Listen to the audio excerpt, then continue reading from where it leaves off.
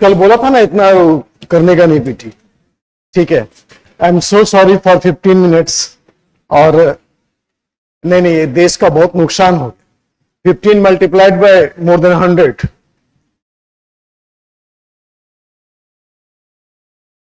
झील बना हुआ है Delhi, plus Kanwar Yatra, plus no traffic light, traffic police on leave, maximum taxation equal to maximum governance. ये है ओवरऑल सिनेरियो। भरसता यही जोड़ती हुए आए हर एक ट्रैफिक लाइट पर। तो बात कल सीरियस हो गई थी हम लोगों की कि advent of Portuguese and the Europeans, the fascination to establish trade with India was not new.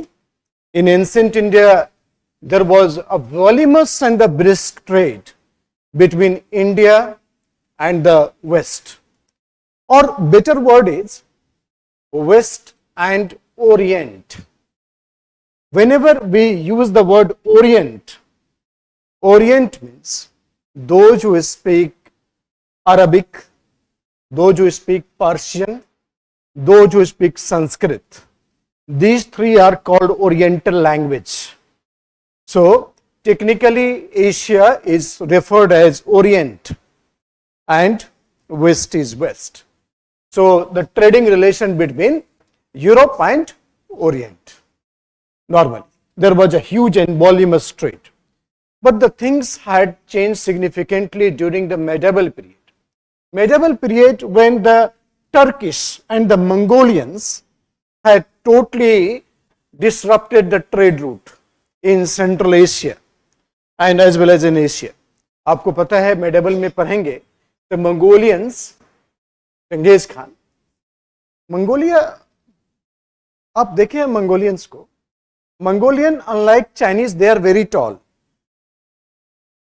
But उसका घोड़ा बहुत छोटा होता है।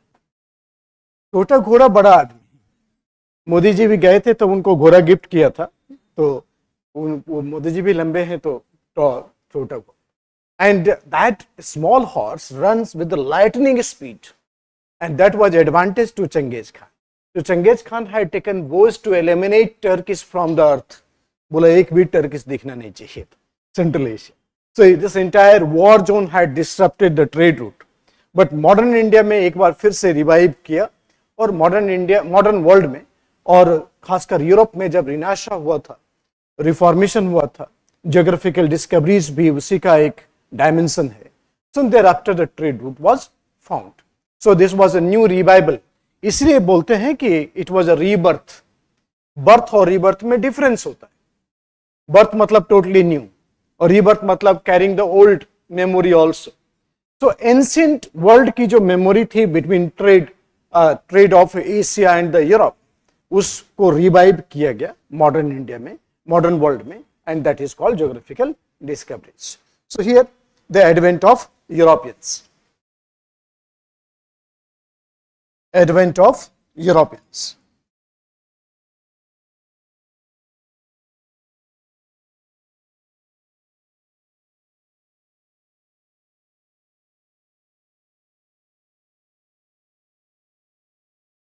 Advent of Europeans. In 15th and the 16th century, कल बात किया था हम लोग, in 15th and the 16th century, in 15th and 16th century, the trade between Europe and the Orient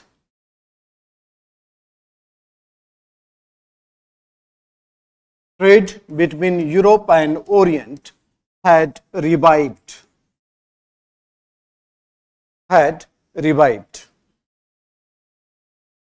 It was mainly due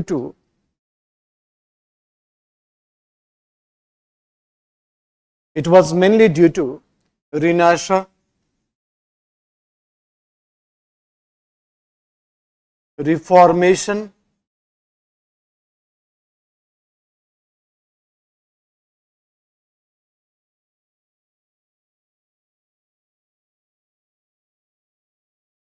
Renaissance, Reformation and geographical discoveries. Renaissance, Reformation and geographical discoveries. Geographical discoveries.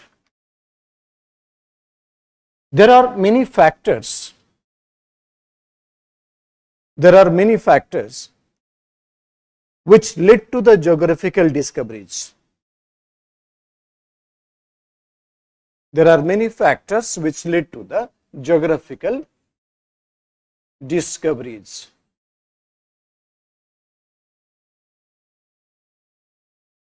First point,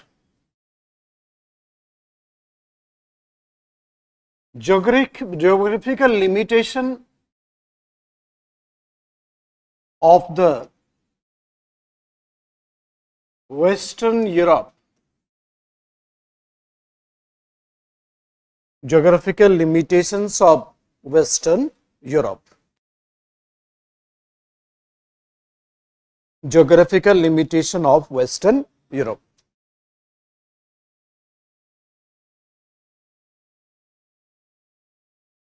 Western Europe was surrounded by waters.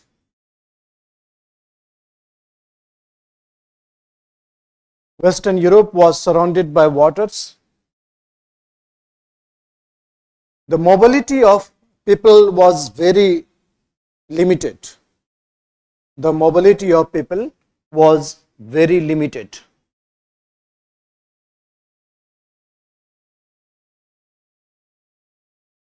Therefore, they tried to find out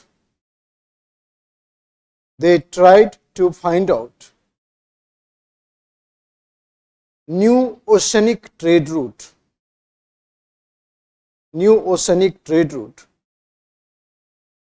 to travel long distance. New oceanic trade route to travel long distance.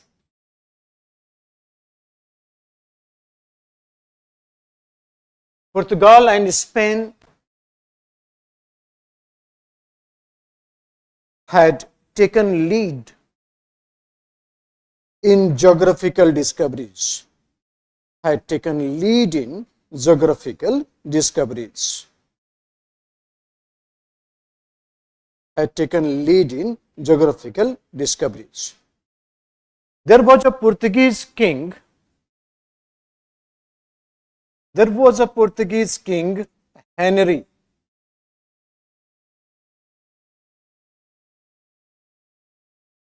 Known as Henry the Navigator.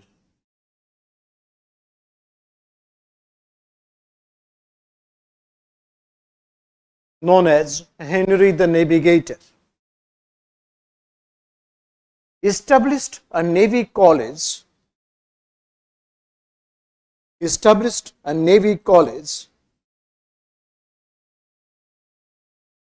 In Portugal.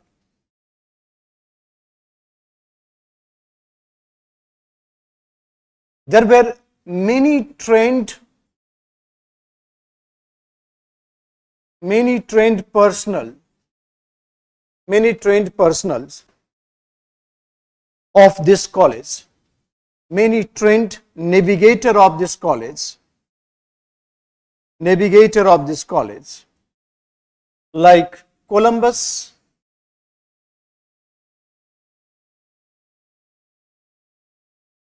Vasco da Gama, etc. started voyage. Columbus, Vasco da Gama, etc. had started voyage. Sea trade started voyage.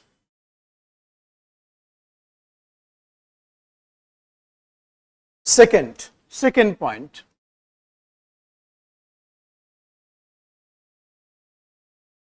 Hegemony of Arabic and Italian traders. Hegemony of Arabic and Italian traders. If you remember, yesterday I told you that the link between the Europe and the Orient was mostly controlled by the Arabians and the Italian traders. Merchants of Venice were the very inspiring in connecting the trade. The Arabians, they purchase very good things from India, demanding things from India, and sell it to the Italians, and Italians sell it to the Western European countries on very high inflated price. Therefore, the Western European countries had this thing in mind, that how to directly connect with India and the other Eastern world. Arabians and the Italian traders, Arabians and Italian traders totally controlled the trade,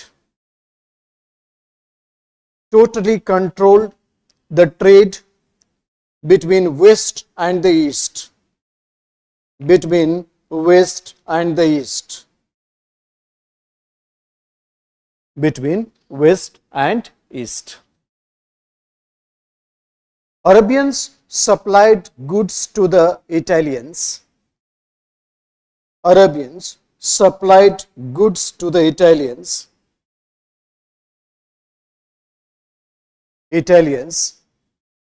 And Italians sell it to the Western European countries. Italians sell it to the Western European countries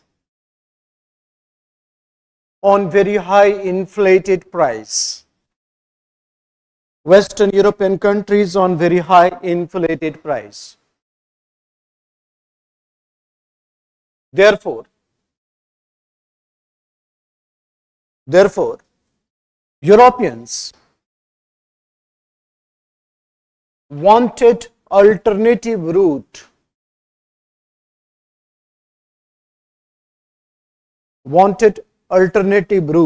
via ocean to connect with the East,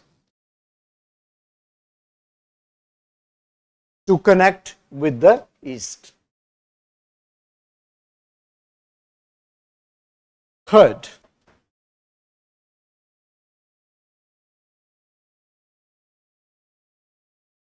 fall of Constantinople.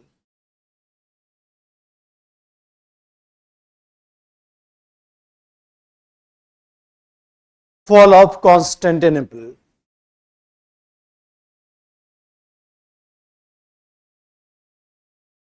Istanbul, Turkey.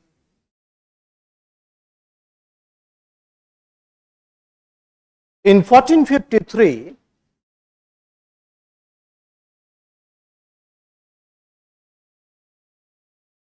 Osmanian Turk Mehmed II,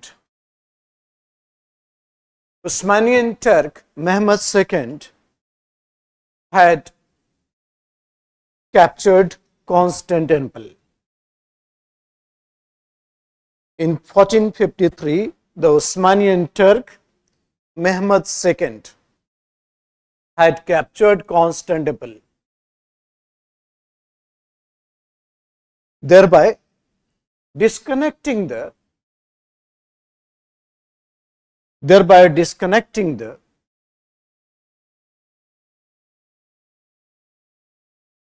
trade between Europe and the Orient.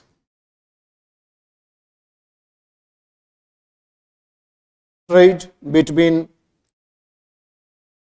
Europe and Orient, thereby disconnecting the trade between Europe and Orient. Therefore, the Europeans explored the oceanic route. The Europeans explored the oceanic route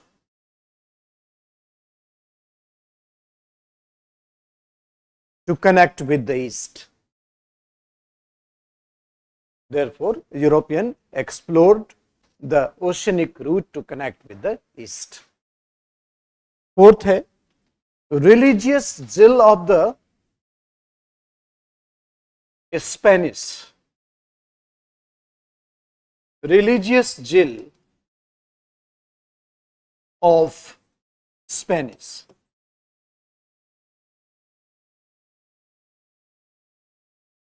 The Spanish missionaries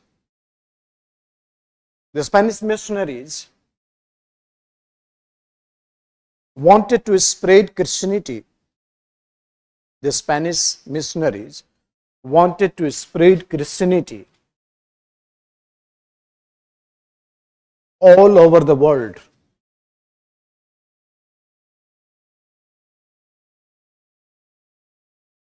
They tried to reach South America.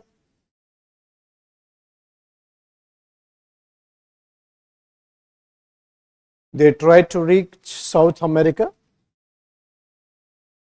by taking the risk on the life through oceanic route.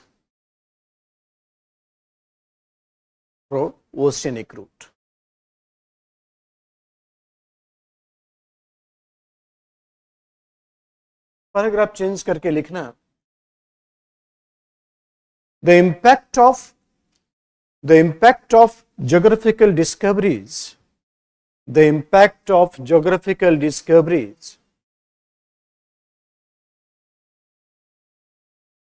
was assessed by Adam Smith.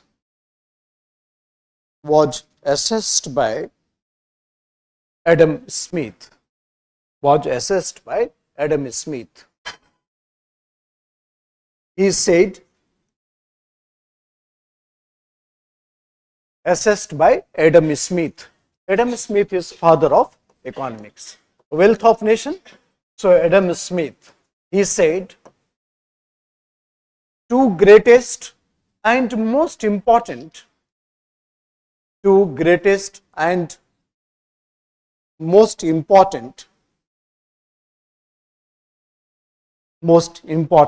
events recorded in the history of mankind.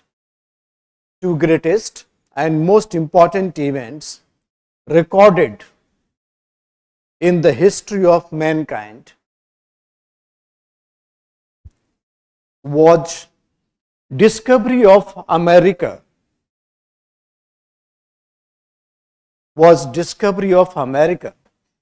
And Cape route to India. Discovery of America and Cape route to India.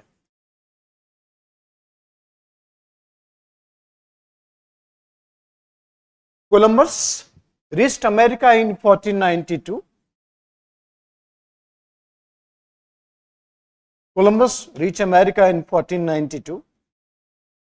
And Vasco da Gama came to India in 1498. Columbus reached America in 1492 and Vasco da Gama came to India in 1498. अभी recently America में black lives matter चल रहा था काफी तेजी से, तो चल रहा था। ये लोग डिस्क्रिमिनेट तो शुरू से कर, America became independent after the treaty of Paris in 1783, मगर वहां पर तो लार्ज स्केल स्लेवरी था, इसलिए अपने आप को रिपब्लिक, अपने आप को डेमोक्रेसी कहने में भी इन लोगों को शर्म आनी चाहिए थी, जो इनको आती नहीं है कभी भी। तो जब सिविल वॉर स्टार्ट हुआ था 1861 में, because of the issue when Abraham Lincoln decided to take on for abolition of slavery, जो बहुत ही डिफिकल्ट डिसीजन था। It was, America was about to break, but जो स्लेव थे, जो ब्लैक थे, तो मैंने आपको कल बताई था कि अमेरिका में अमेरिका का कोई है भी नहीं। जो गोरे लोग हैं सब यूरोप से आए हैं, और जो काले लोग हैं अफ्रीका से आए हैं, और जो ओरिजिनल्स थे, जो ओरिजिनल अमेरिकन थे, वो सब ग्रेव के अंदर है। इन लोगों ने सबको निपटा दिया। अभी रिसेंटली कई सारे मास इनग्रेव हुए हैं कनाडा में, और ये सब दिखाई पड़ा होगा। तो उसमें एक न्यूज जब मैं देख रहा था ऐसे, तो दिखाई पड़ा कि the black peoples had broken the statue of Columbus. तो मैं सोचा कि ये कोलंबस का स्टैचू क्यों तोड़ रहा है लोग। तो मैं फिर पढ़ा उसको डिटेल में, तो उन लोगों का कहना था कि कोलंबस आया तभी ये लोग को लेकर के आया। देखो इमोशन कितना डीप तक जाता है। तो एनीवे, आप जानते हैं जो जिब्राल्टर स्ट्रेट है उसकी डिस्टेंस हार्डली 8-10 किलोमीटर होगी, but till date Europeans did not constructed any bridge connect the Asian Africa, Europe and Africa, क्योंकि उनको लगता था कि इतना माइग्रेशन होगा कि काले काले लोग गोरे दिखने, ऐसे गोरे गोरे लोग काले दिखने लगे, डेमोग्राफी चेंज हो जाएगी अमेरिका की, यूरोप की। This is the main reason. तो ठीक है, एक बच्चा पूछ रहा है कि ये मॉडर्न हिस्ट्री ही है ना? मॉडर्न ही है, मॉडर्न इंडिया पढ़ रहे हम।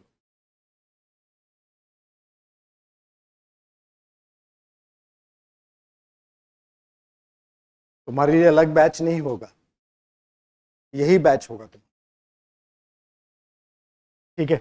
ओके, तो ब्लैक लाइव्स मैटर में ये सारा बात हुआ था, तो कोलंबस रिस्पॉन्सिबल था।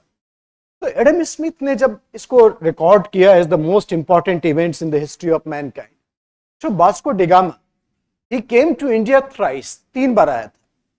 2 बार आया तो उसके बाद तो पुर्तगीज अंपायर यहां पर एस्टैब्लिश होने लग गया। तीसरी बार आया था तो वो मर गया, थर्ड टाइम ही केम टू डाई।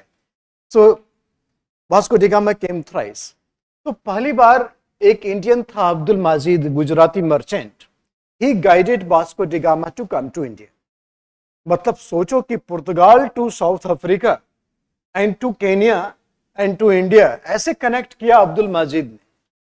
तो Gujarati is, if you do not find any human anywhere on this earth, still you can find a Gujarati. इतना ज्यादा इनका रिच है, इनका प्रेजेंस है, there should be possibilities of trade, तो वहां पर गुजराती मिलेगा आपको। So that is how the Abdul Majid, he was a Gujarati merchant, he guided Vasco da Gama and then Vasco da Gama came to India 1498। तो western coast में एक छोटा सा जगह है कालीकट, और उस समय विजयनगर अंपायर था सदर्न इंडिया में, द ह्यूज अंपायर, और सालुब नरसिम्हा, ये भी क्वेश्चन प्रीलिम्स में आया था। तो Saluva Narasimha was ruling over the Vijayanagara empire. तो कालीकट में वास्को डी गामा, तो कालीकट का जो रूलर होता था, जो under the sovereignty of Vijayanagara empire, कुछ बचा तो नहीं गिरने के लिए? तो बचपन नर्सरी में हम लोग क्लास, जहां तक मुझे इमेजिनेशन है या मेमोरी है, कि कभी अपना बॉटल गिर जाता था, कभी पेन गिर जाता था, कभी टिफिन बॉक्स गिर जाता, कभी कभी बच्चा खुद भी गिर जाता था। तो हम लोग तो अब एमए में पढ़ने लगे हैं, मास्टर्स हो गए हैं, बदल गए हैं। तो Vasco da gamma came to India in 1498, and then subsequently you will find the Jamorin welcomed Vasco da Gama like anything, and किसी ने वास्को डी गामा को ब्लैक पेपर टेस्ट करवा दिया, and black pepper was like opium for him. इसने पूरे जहाज पर black pepper load किया and back to Portugal, and एकदम पैकेट बना बना के बेचा यूरोप में, and that is how he earn 70 times more profit during the cost of expenditure, and here restarted India's trade with the Western world in terms of spices। जो मसालों का fascination था वो तो पहले से था, खासकर ब्लैक पेपर, यमन प्रिया को लेकर के, तो it was beginning of the trade. तो वास्को डी गामा ने जो रूट मैप तैयार किया था, he came twice also, second time also, and then presented a very good route map by the oceanic route, cape route से होते हुए। ये बड़ा एक्सप्लोडिंग था आइडियाज। तो उसके बाद पुर्तगीज गवर्नमेंट ने यहां पर गवर्नर अपॉइंट करना स्टार्ट कर दिया। देखो, पुर्तगीज केम हियर इन 1498, और Portuguese had a huge advantage of 110 years before any Europeans would compete against the Portuguese. मगर 110 साल के एडवांटेज को पुर्तगीज कैच कर नहीं पाया, and Portuguese left this land very abruptly, and जाहिर है कि loss of Portuguese power in India was advantage to English, but rise of English in India was due to some other factor। Sentence दिमाग में रखिएगा, a loss of Portuguese power in India was advantageous to English, but the rise of English in India was due to some other factors। We will examine the forces and factors that led to the rise of Portuguese power in India. Okay, okay. कुछ लिखिए. Advent of Portuguese.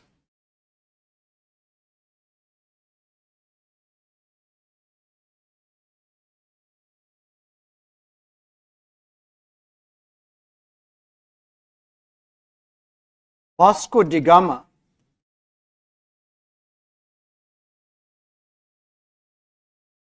in 1498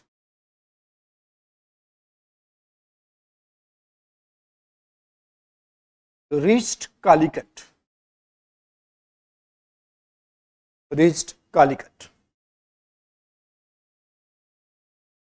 The ruler of Calicut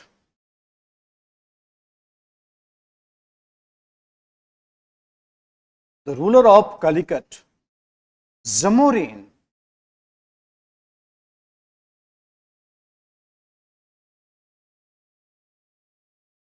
title was Zamorin और इसका real नाम था Manu Vikram Verma.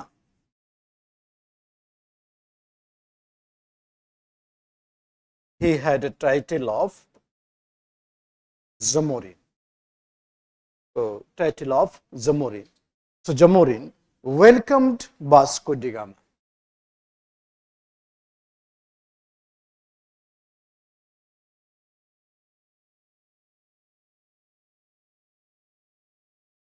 Vasco da Gama reached India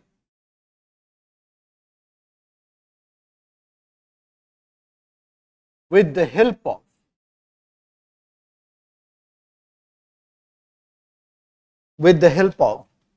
a Gujarati merchant Abdul Majid. With the help of Gujarati merchant Abdul Majid.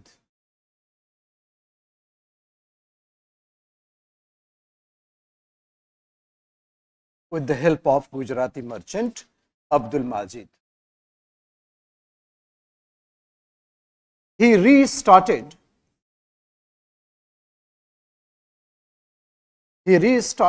India's trade with Europe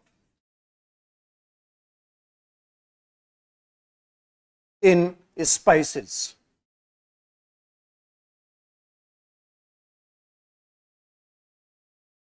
Vasco da Gama came to India thrice.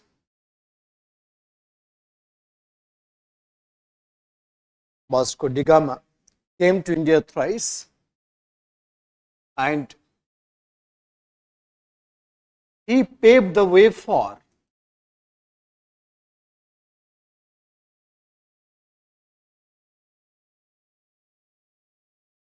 establishment of Portuguese Empire in India. He paved the way for establishment of Portuguese Empire in India, known as Estado da India.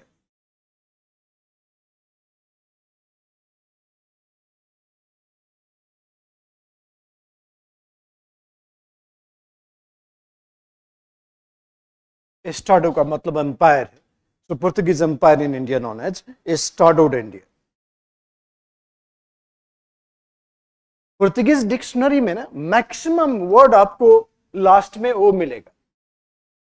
Ronaldo,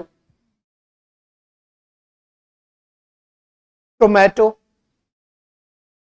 potato, tobacco, ये सब India में पोर्तुगीज ने introduce किया. ठीक है, हम लोग पहले टोबैको यूज नहीं करते, हमारा अपना खानदानी था भांग. So started India, that was the empire, Portuguese empire in India. Okay, so tobacco, potato, tomato, ये लोग बोलता है कि रेड चिली भी हम ही लोगों ने इंट्रोड्यूस किया. पता नहीं किया होगा, और हम लोग भी तो कुछ खाते ही होंगे ना, ऐसे तो नहीं था कि यही लोग लेके आया. तो started India, pave the way for. अब पुर्तगीज का आने का जो रूट मैप देखेंगे ना, बड़ा इंटरेस्टिंग है आने का रूट मैप.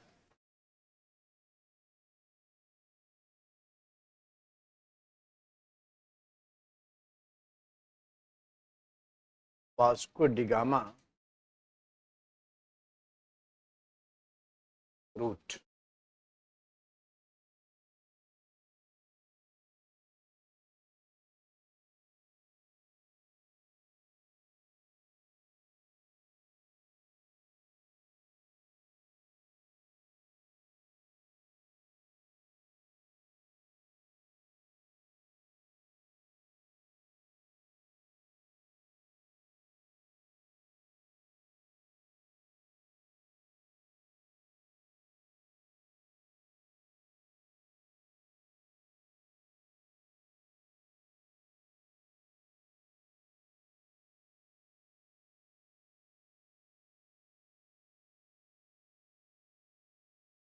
दूसरे कोचिंग का नाम आ जाता है जो मैं नहीं चाह रहा हूं, इसलिए छोड़ दो उसको, ठीक है, समझ लो आया था।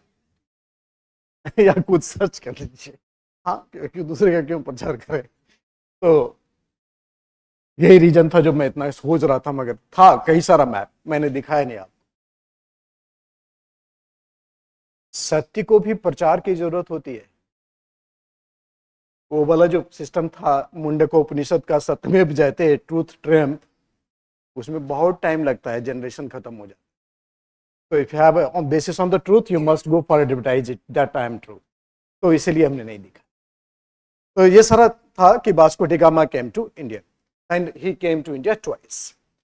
सो Portuguese empire in India started in India. Portuguese had established its first factory. Portuguese had established its first factory at Cochin.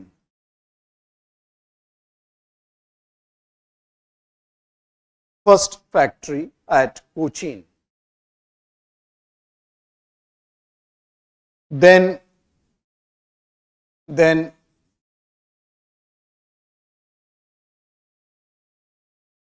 Quilon.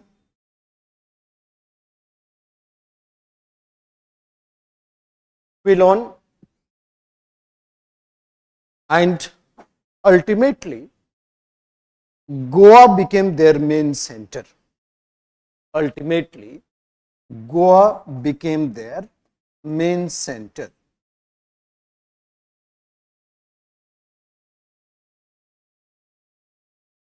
So western coast पर जो पोर्तुगीज का इंपॉर्टेंट सेंटर है, उसको हम लोग देखें तो बड़ा सिंपली समराइज कर सकते हैं, ठीक है। एक तो कोचीन हो गया, कोचीन, कोल्लम, कोल्लम मतलब क्यूलॉन, और कालीकट, एंड अल्टीमेटली गोवा। ये चार important Portuguese centres in western coast, right. Cochin, Kollam, Calicut and Goa, ये चार इंपॉर्टेंट। कोल्लम मतलब क्यूलॉन, क्यूलॉन को ही कोल्लम बोलते थे। Four important centres there in the western coast. उसके बाद पुर्तगीज ने थोड़ा दिमाग और लगाया और महाराष्ट्र में सालसीट एंड बसीन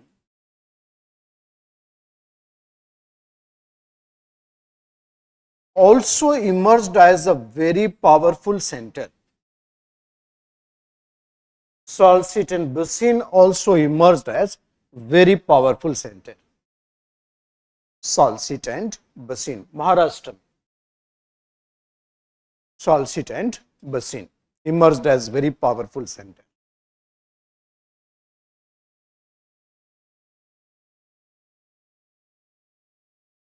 इंडिया में आने के बाद Ceylon, Ceylon was also taken by Portuguese. Sri Lanka भी पोर्तुगीज ने कैच किया।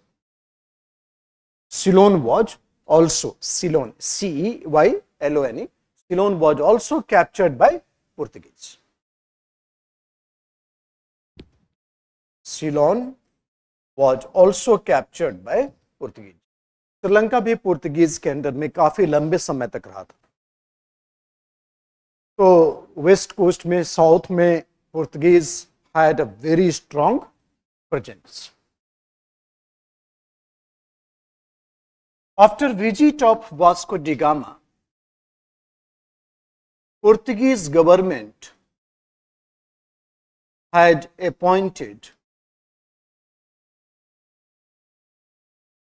governors in India. Portuguese government had appointed, after visit of Vasco da Gama, Portuguese government had appointed governors in India. First Portuguese governor was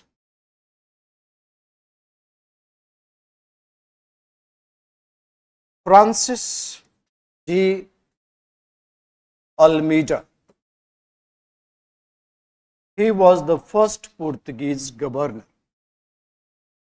Francis de Almeida, he was the first Portuguese governor. Okay, Francis de Almeida, इसके बारे में थोड़ा बात करते हैं कि Francis de Almeida के बारे में बोला जाता है, ऑब्वियसली पुर्तगीज गवर्नमेंट का एम्प्लॉय है ये, but Portuguese were very adventurer. तो फ्रांसिस डी अल्मीडा यहां पर जब इस्टेब्लिश करेगा तो उसका मेन कॉम्पिटिटर कौन है? Arabian traders. यहां तो अरबियन सी है, अरबियन ट्रेडर्स है, इसमें तो पूरी की पूरी हेजेमनी है. तो Portuguese will have to fight with the Arabians first if Portuguese had to survive in the western coast. तो सबसे पावरफुल जो बैकअप था अरबियंस को, वो गुजरात का रूलर था महमूद बेगरा. राइट, यहां पर गुजरात का रूलर है महमूद बेगरा.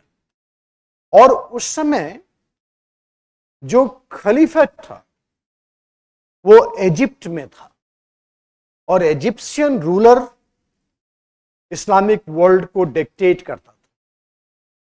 तो Mahmood Begada and the Egyptian dynasty, Mamluk dynasty, had an alliance to dominate in the Arabians. वही तो अरब में आता है. So dominate in the Arabians, Arabian Sea. तो फ्रांसिस डी अल्मीडा को वॉर करना पड़ेगा इससे. तो फ्रांसिस डी अल्मीडा की एक पॉलिसी है जिसको बोलते हैं ब्लू वाटर पॉलिसी.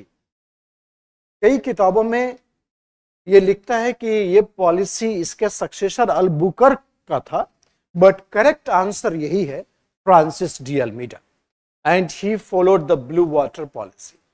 तो ब्लू वाटर पॉलिसी का मतलब होता है कि not to interfere in the local politics, Indian rulers के साथ इंगेज नहीं होना है. और दूसरा डायमेंशन होता है to take control over the Arabian and the Indian ocean, उस पर कैसे हमें हेजेमनी एस्टैब्लिश हो. सो ब्लू वाटर पॉलिसी का मतलब था will have a war with the अरबियंस.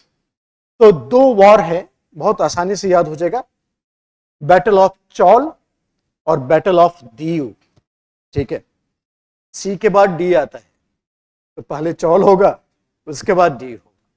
ठीक है, एग्जाम में कंफ्यूजन को अवॉइड करने के लिए क्लैरिटी जरूर.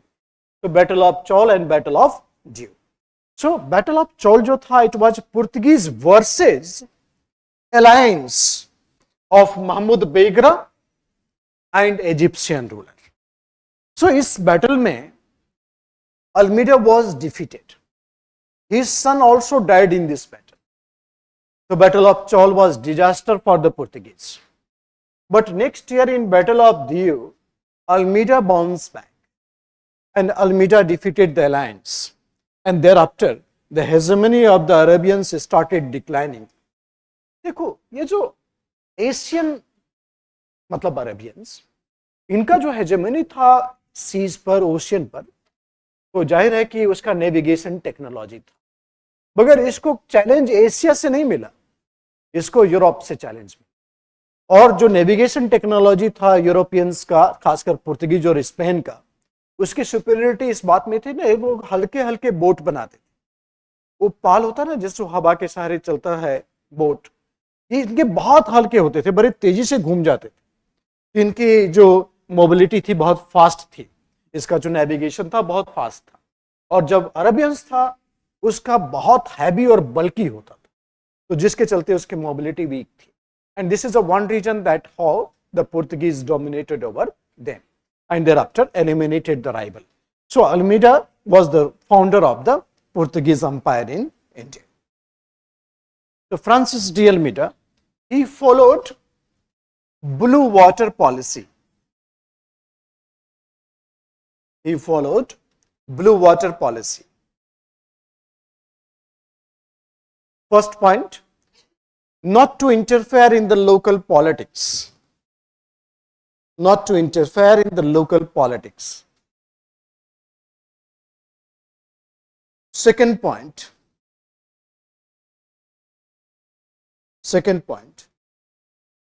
to control the Arabian and the Indian Ocean. To control Arabian Sea and the Indian Ocean. Arabian Sea and Indian Ocean. Almeida faced challenge from the alliance of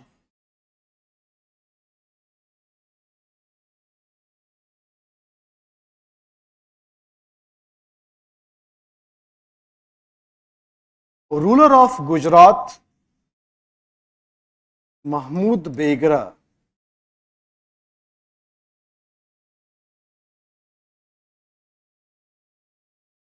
and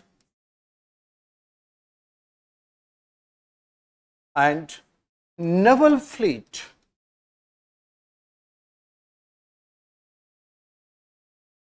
of Egyptian Mamluk. Naval fleet of Egyptian Mamluk.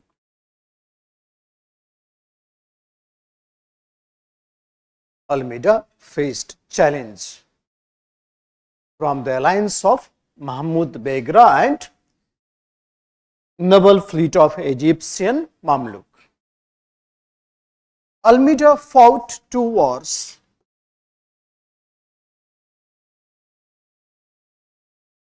Battle of Chaul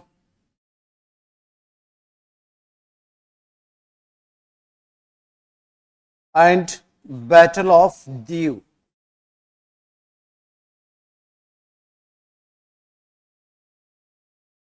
Battle of Chaul and Battle of Diu.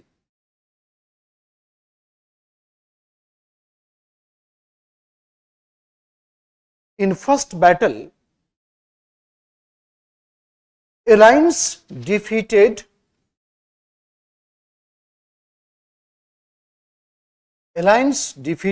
Almeida. Alliance defeated Almeida. His son Lourenco de Almeida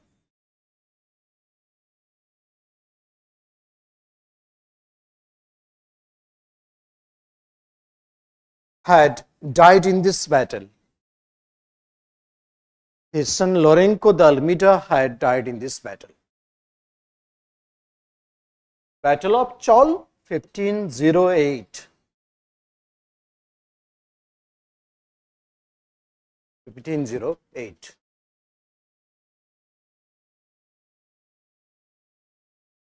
In second battle of Diu,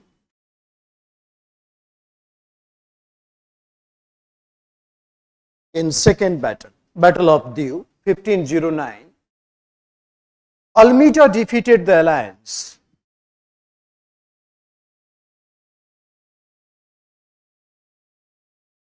Almeida defeated the alliance and laid the foundation of Portuguese Empire.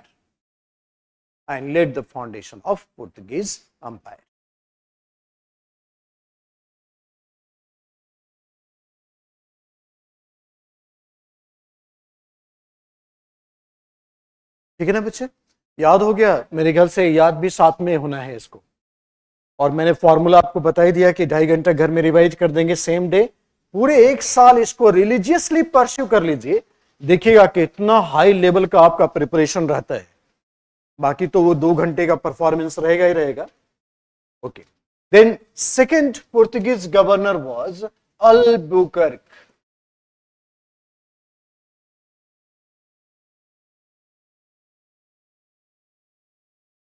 Albuquerque,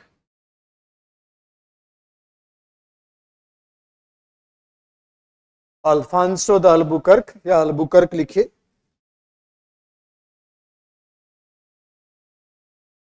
(1509 to 1515) Albuquerque के बारे में काफी important development है। Albuquerque UER भी होता है, कोई चिंता की बात नहीं। तो 1509 1515 अल्बुकर्क। देखो बच्चे क्या है कि अल्बुकर्क को बोलते हैं real founder of Portuguese power in India. तो अल्बुकर्क ने, बड़े रिफॉर्मर कैरेक्टर का आदमी था ये Albuquerque. He band Sati system in Goa, the first big step he had taken. थोड़ा सा दिमाग में रखो इसको, यहां पर दिमाग में रखो, पढ़े तो नहीं है मेडिवल, फिर भी दिमाग में रखना है। ये जो एरिया है ना, ये वाला है, ये सदर्न इंडिया में इसको बोलते हैं Raichur Doab, right. Raichur Doab is a Krishna Tungabhadra Doab. Tungabhadra नदी नीचे, कृष्णा रिवर ऊपर, राइट। इस बीच के एरिया को रायचूर दोआब बोलते हैं। तो रायचूर दोआब के ऊपर एक स्टेट था, बहमनी स्टेट, राइट। और रायचूर दोआब के नीचे था विजयनगर एम्पायर। यह है पॉलिटिकल कंडीशन। और ऊपर है दिल्ली सल्तनत, ठीक है, दिल्ली सल्तनत। तो ऊपर से हमें कुछ लेना देना नहीं है अभी। तो बहमनी स्टेट में बहुत सारे यूनिट थे, अहमदनगर, बीजापुर, गोलकुंडा, बरार, ये सब state. So Bijapur state was a very powerful state. But Portuguese की नजर पता नहीं क्यों पहले दिन से गोवा पर थी। Portuguese had a great fascination for Goa since day one. तो अल्बुकर्क ने आते ही, मतलब एक साल भी नहीं हुआ था आए हुए इसको, कि 1510 में गोवा पर कैप्चर कर। Goa was captured from Bijapur states. Bijapur state से गोवा पर कैप्चर कर। और विजयनगर और बहमनी में काफी टेंशन रहता था। विजयनगर का रूलर था उस समय कृष्णदेव राय, जब अल्बुकर्क आया था। तो Krishnadeva Raya was a very clever and perhaps he was the greatest ruler of India at that time. तो कृष्णदेव राय ने तुरंत पुर्तगीज के साथ सेटलमेंट किया, पुर्तगीज को बुलाया और बोला कि पुर्तगीज जो था ना, घोड़े का व्यापार करता था, हॉर्स ट्रेड में शामिल था, and horse was the backbone of the military, cavalry. तो कृष्णदेव राय ने पुर्तगीज को बोला कि Portuguese will sell all the horses only to Vijayanagar empire, not to Bahmani states, okay, only to Vijayanagar empire, and in return the Vijayanagar will help Portuguese in expansion towards Bijapur. तो वे two way alliance. और उसके बाद पुर्तगीज गवर्नमेंट ने पहला ambassador, Portuguese ambassador India में appoint किया, and he was Friar Luis. तो इस तरह से विजयनगर और पुर्तगीज के बीच में जबरदस्त एक अलायंस क्रिएट हुआ, और that help Portuguese in consolidation in India. Fine. तो ये काफी बड़ा डेवलपमेंट था पुर्तगीज को लेकर। Albuquerque, he was known as real founder of India. He was known as real founder of India. He captured Goa. He captured Goa from the Bijapur state. From the Bijapur state.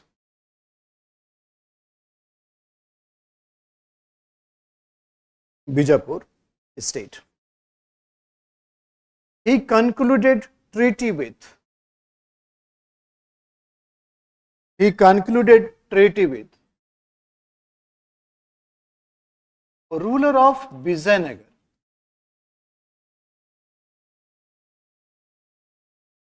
Krishna Dev Rai.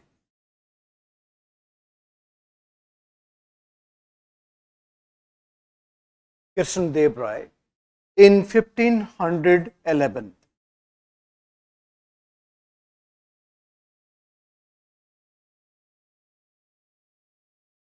There were two important terms of the treaty. There were two important terms of the treaty.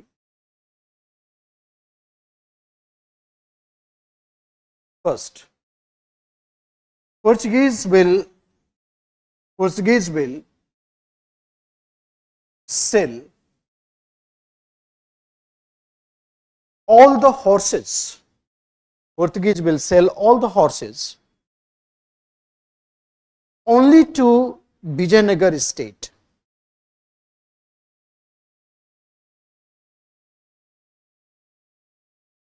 Only to Vijayanagar state.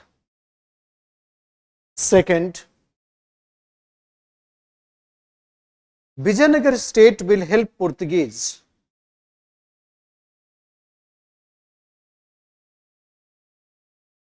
Vijayanagar state will help Portuguese in expansion towards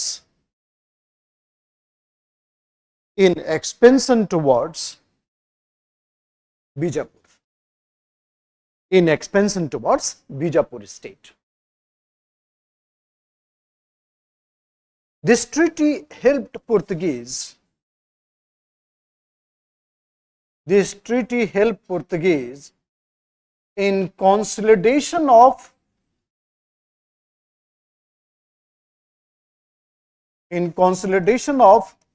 Portuguese empire. Consolidation of Portuguese empire. First Portuguese ambassador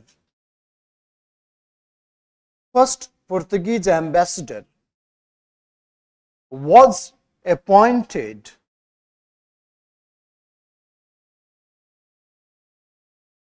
in Vijayanagar Empire.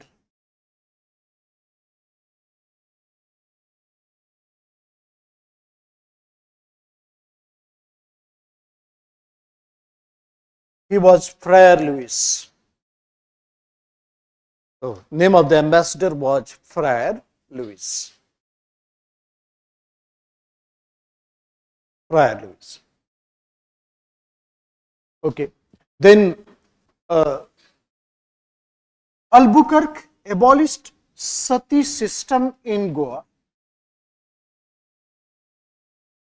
He abolished sati system in Goa.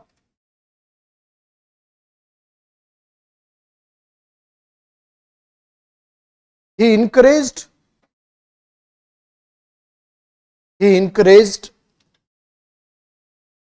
sailors and merchants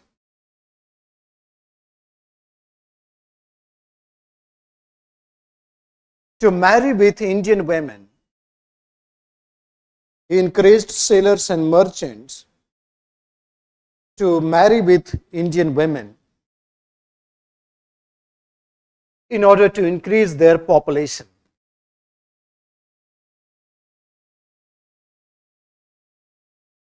In order to increase their population.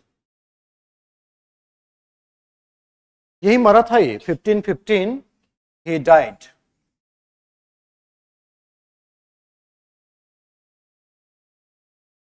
Here in India. तो काफी entrepreneur character था ये पुर्तगालियों के लिए. बीच में और भी दो चार लोग आए थे, बेकार के लोग थे, यूजलेस लोग थे.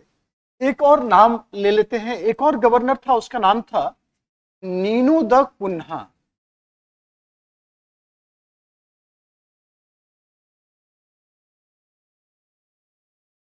Nino da Cunha.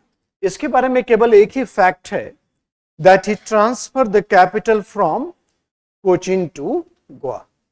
Nino da Cunha, he transferred the capital from Cochin to Goa.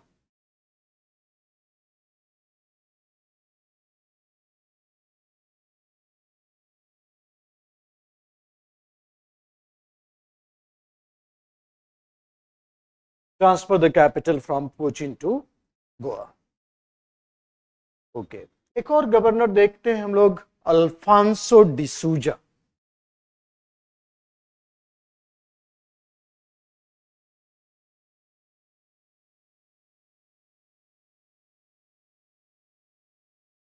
Alfonso de Souza.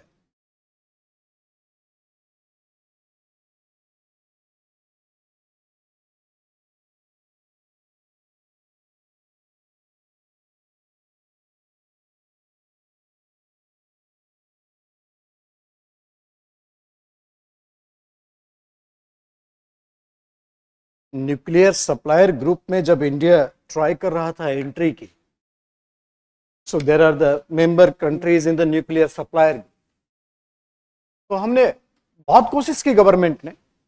और समय ट्रंप जो ओबामा था प्रेसिडेंट अमेरिका का, तो he was trying hard that India should get into. उसके अपने इंटरेस्ट थे nuclear installation लगाने के लिए इंडिया में। तो उसमें कई सारे कंट्रीज ने अपोज किया था उसका, कई सारे मतलब कुछ भी, जैसे टर्की, ठीक है, उसकी तो समझ में आती है, ठीक है, चाइना, उसका तो कहना नहीं है, मगर पुर्तगाल भी अपोज किया। तो पुर्तगाल क्यों अपोज किया, ये बड़े टेंशन की बात थी मेरे लिए। मैं सोचा कि जरा इसको एक्सप्लोर करें कि उसको क्या दिक्कत है हमसे। तो पुर्तगाल यूरोप में फर्स्ट वर्ल्ड वॉर से पहले केवल 3 कंट्री ही डेमोक्रेटिक था, ठीक है, उसमें एक पुर्तगाल था, दूसरा फ्रांस और तीसरा Republican, not democratic, Republican state था पुर्तगाल, फ्रांस और स्विट्जरलैंड, इन्हीं कंट्री। फर्स्ट वर्ल्ड वॉर के बाद वेव आया था रिपब्लिकनिज्म का, बट पहले हर जगह मोनार्की था, मगर रिपब्लिकन 3 ही कंट्री।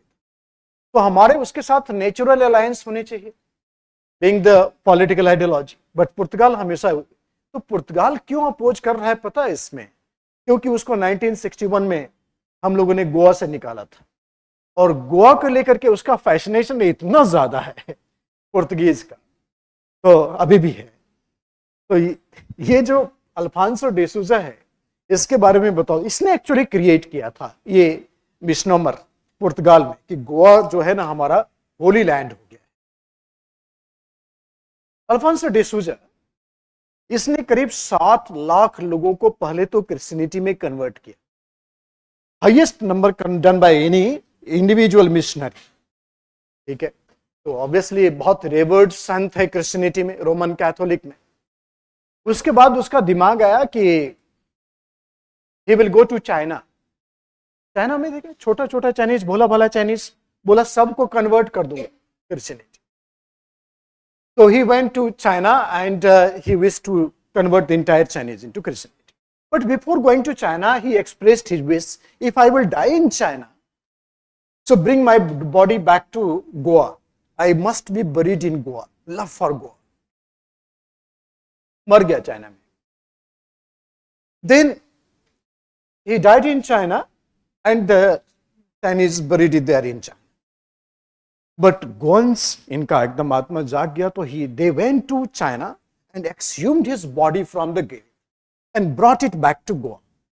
और उनका मामी बनाया, और उनका जो मामी है that was placed there in the church at Goa. Home Jesus basilica जो चर्च है गोवा में, वहां पर फ्रांसिस जेवियर की मामी रखी हुई। और हर एक साल एक फिस्ट ऑर्गेनाइज होता था, वहां होता है वहां पर in memory of Francis Xavier.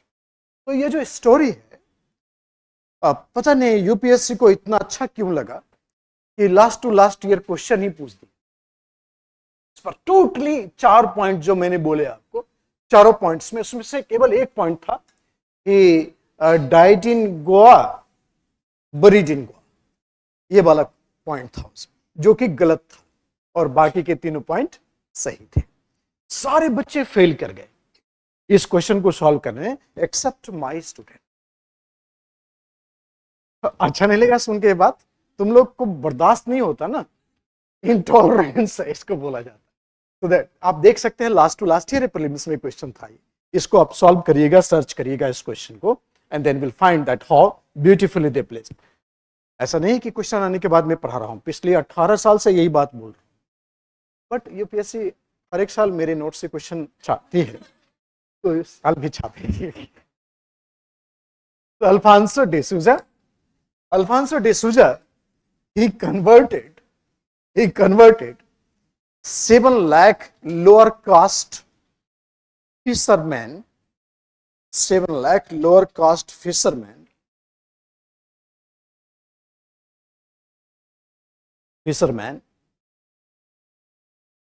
in Goa. During his time, Francis Xavier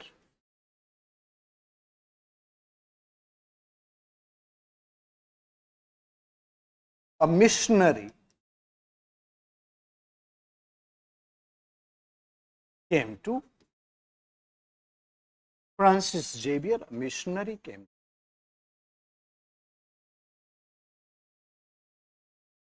Right, Francis Xavier. He was actually instrumental in conversion.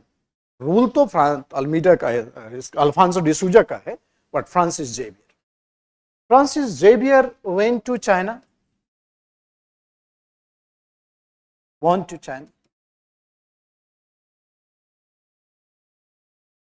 He died in China.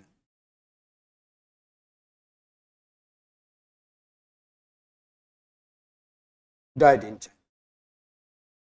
His body was brought back.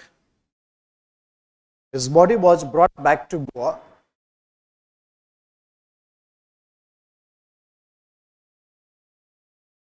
His mummy was placed in a church. Was placed in a church.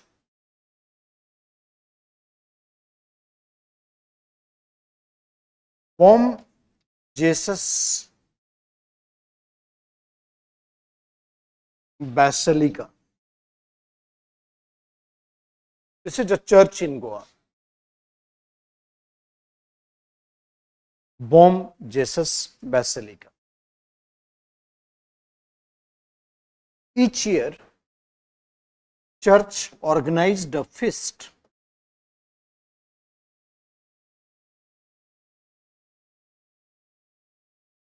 in memory of. Each year, church organized a feast in memory of Francis Xavier. Francis Xavier. तो ये सारे important point थे that is related to. देखो क्या है ना कि आप देखेंगे किताब जो आपके पास रहता है, जैसे स्पेक्ट्रम को पलटेंगे, बहुत सारे फैक्ट्स उसमें रोल करते रहते हैं. आपको जितना बोल रहा है उतना सुनिए, जितना मैं बोल रहा हूँ ना उतना सुनिए और उतना ही काम करना है आप. ठीक है, तो ज्यादा एनर्जी हमें वहां देना है जहां पर ज्यादा एनर्जी देने की जरूरत है. ठीक है, बहुत दिमाग से काम करना, सारे सब्जेक्ट कवर हो जाएंगे उसी रेशियो में. अगर थोड़ा सा भी डायरेक्शन लेस हुए तो बहुत ज्यादा आपकी टाइम और एनर्जी लग जाएगी, तो बैलेंस बिगड़ जाएगा. यूपीएससी के प्रिपरेशन में थोड़ा ध्यान रखना. तो खासकर मैंने बोला ना आपको, मैं मैक्सिमम चीज पढ़ा दूंगा और उसके बाद बोलूंगा कि कुछ पढ़ना है यहां से, उतना ही पढ़ और पूरा कॉन्फिडेंस रखना कि we will hit 95% of the things from this. कहां से आएगा? यहीं से आएगा. थोड़ा सा याद रहेगा, मेमोरी रहेगा, थोड़ा रिलेट कर लोगे इवेंट्स को, तो एकदम 95% हिट हो. तो ये था पुर्तगीज. मैंने बोला आपको कि पुर्तगीज को कोई चैलेंज जो आया वो आया यूरोपियन से. एशियन ने उसको चैलेंज नहीं की. मैंने आपको कल समझाया था कि Portuguese and the Spanish were the partner, but उसको चैलेंज किया था डच और इंग्लिश ने. तो अभी फिलहाल 110 साल का फासला है, 110 years Portuguese had advantage in India. थोड़ा और क्लैरिटी लो. 49 आज को डिगामा है. तो अभी फिलहाल कृष्णदेव राय के बाद कोई रूलिंग सिस्टम इंडिया में उतना बड़ा नहीं है जिसका नाम ले लूं और पहचान लिया. दिल्ली सल्तनत डिक्लाइनिंग स्टेज में था और विजयनगर अंपायर डिक्लाइनिंग स्टेज में था, and Portuguese continuously raiding over the Bijapur state. तो कोई बड़ा पावरफुल स्टेट नहीं था जो बहुत ही मैसिव थ्रेट को परसीव कर पाए. ओके, 1526 में बच्चे बाबर का इन्वेजन हुआ था and that led to the establishment of Mughal empire. और उसके बाद नॉर्दर्न इंडिया में एक इंपेरियल कैरेक्टर स्टार्ट हुआ. तो अभी मुगल आया भी नहीं है नॉर्दर्न इंडिया में और पुर्तगीज यहां पर आके फिट है. And Portuguese had taken huge control in the western coast. आप समझ सकते हैं कि मुगल बाद में आएगा, पुर्तगीज पहले आ गया. तो हालांकि पुर्तगीज बहुत स्मार्ट था. जब मुगल अंपायर सिस्टम में आ गया तो Portuguese try to establish trading contact with the Mughal and successfully did it. So India's trade with the western world further strengthened after the advent of the Mughals via Portuguese. So Portuguese और मुगल के बीच में भी जबरदस्त nexus है। बावजूद इसके कि 110 साल तक ये पॉलिटिकल हेजेमनी रहा यहां पर, ठीक है, अकबर तक एकदम पुर्तगीज डोमिनेट करता था मुगल के पूरे ट्रेडिंग सिस्टम में। और अकबर के डेथ के बाद जहांगीर, और जहांगीर के समय अंग्रेज आए थे। बावजूद इसके कि 110 साल का एडवांटेज है, Portuguese had lost their power in India.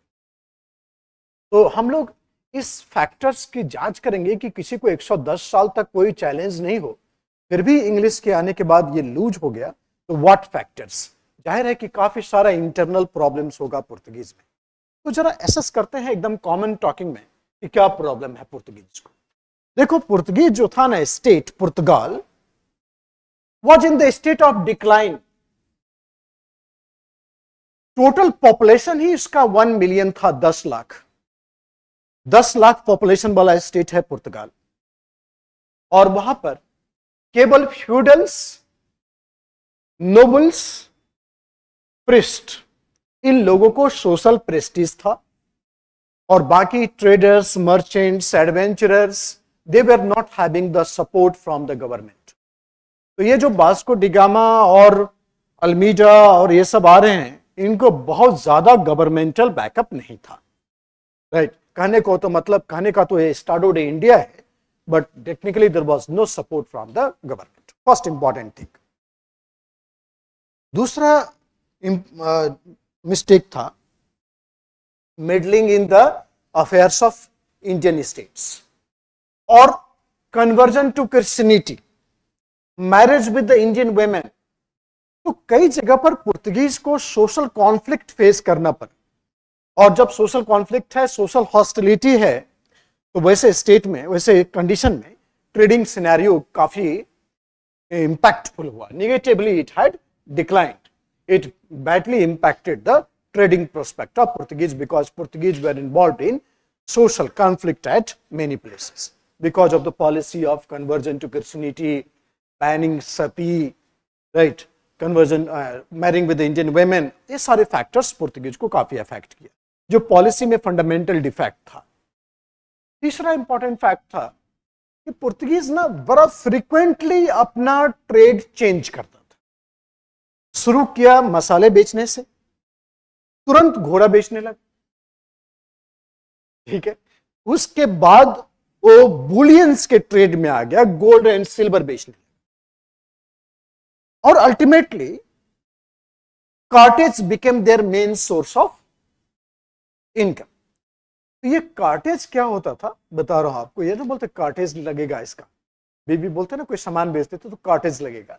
ये कार्टेज पुर्तगीज वर्ड। इसमें क्या था कि अरबियन सी में पुर्तगीज डोमिनेट करता था, तो इसने बोला कि कोई भी जहाज जो है ना अदर देन पुर्तगीज अरबियन सी और इंडियन ओशियन में इंटर करता है, तो उसको परमिशन पहले लेना पड़ेगा, उसको पेमेंट करना पड़ेगा, नहीं तो जहाज कॉन्फिस्केट कर लेंगे, प्लंडर कर लेंगे। अगर आपने कार्टेज खरीदा है तो फिर पुर्तगीज और पुलिस आपको प्रोटेक्ट करेगा, और कार्टेज नहीं खरीदेगा तो वो दे आर डाकू, प्लंडर कर लेगा। So cartaz became their main source of income. So they never had permanency of trade, they never had expertise in any trading business। तो इसलिए वो केवल प्रॉफिट मैक्सिमाइजेशन में बिलीव करता था पुर्तगीज। थर्ड है, आगे का पॉइंट है फोर्थ, कि ये लोग आए थे यहां पर, तो उसमें से दो ही कैटेगरी थी, सेलर्स एंड द मर्चेंट्स। इनके पास एडमिनिस्ट्रेटिव स्टाफ नहीं था, मैनेजमेंट स्टाफ नहीं था, क्लर्क नहीं था। तो कहने का मतलब इसका जो स्ट्रक्चरल कंसोलिडेशन होना चाहिए, that was extremely weak. They more focused on profit maximisation और their structural deficiency was very weak. ये सारे कुछ फैक्टर्स हैं। आ रहा है समझ में? नहीं चुपचाप बैठे तो नहीं है, वैसे दिमाग चल रहा है ना। ऐसा होता है ना कभी कभी कि शरीर ही केवल यहां पर है, आत्मा नहीं है। आत्मा 11:30 बजे आएगी शरीर ले जाने। क्लास खत्म हो गया, अब चलिए ऐसा हालात होता है कि देखे जा रहे हैं, हाँ लगता है कि मुंह चल रहा है, इसका मतलब बोला जा रहा है, तो इसीलिए हम बीच बीच में लिखाते हैं कि वापस आ जाइए। ब्राजील, ब्राजील की खोज हो गई, पुर्तगीज लोग ब्राजील पहुंच गए और ब्राजीलियन कंडीशन भी काफी रिसोर्सफुल था, more or less very similar to India, and it was easy for Portuguese to access Brazil rather than coming to India ऐसे घूम के। इसीलिए पुर्तगीज का ज्यादा फोकस ब्राजील की तरफ हो गया, तो they diverted their attention to Brazil and then India was in the losing state. ये सब इंपॉर्टेंट डेवलपमेंट था। फिर देखो, मैंने कल बताया था आपको कि एक स्पेन का जहाज था आर्मदा, जो पुर्तगीज को मेन बैकअप देता था, एंड 1588 में English had defeated Armada, so now the cape route was open for the other Europeans. Dutch और इंग्लिश भी एंट्री कर गए, तो पुर्तगीज का जो मोनोपोली था वो डिस्टर्ब हो गया, ठीक है ना। फिर इंग्लिश आया, पुर्तगीज का अभी भी स्ट्रेंथ है मुगल, और Mughal Portuguese trade was very high. तो जब इंग्लिश आया तो उसमें इंडिया में जहांगीर का रूल था, Akbar died and Jahangir was ruling over India. देखो जहांगीर को आप लोग जानते होंगे या नहीं जानते हैं, मैं उसको बहुत अच्छे से जानता हूं ठीक है। तो जहांगीर जब सलीम था, अकबर का बेटा, तो he was actually, Akbar had many marriages, he was not having any son or daughter. Akbar was very worried, he created the empire from dust, so who will carry forward the empire, इसकी चिंता तो होगी।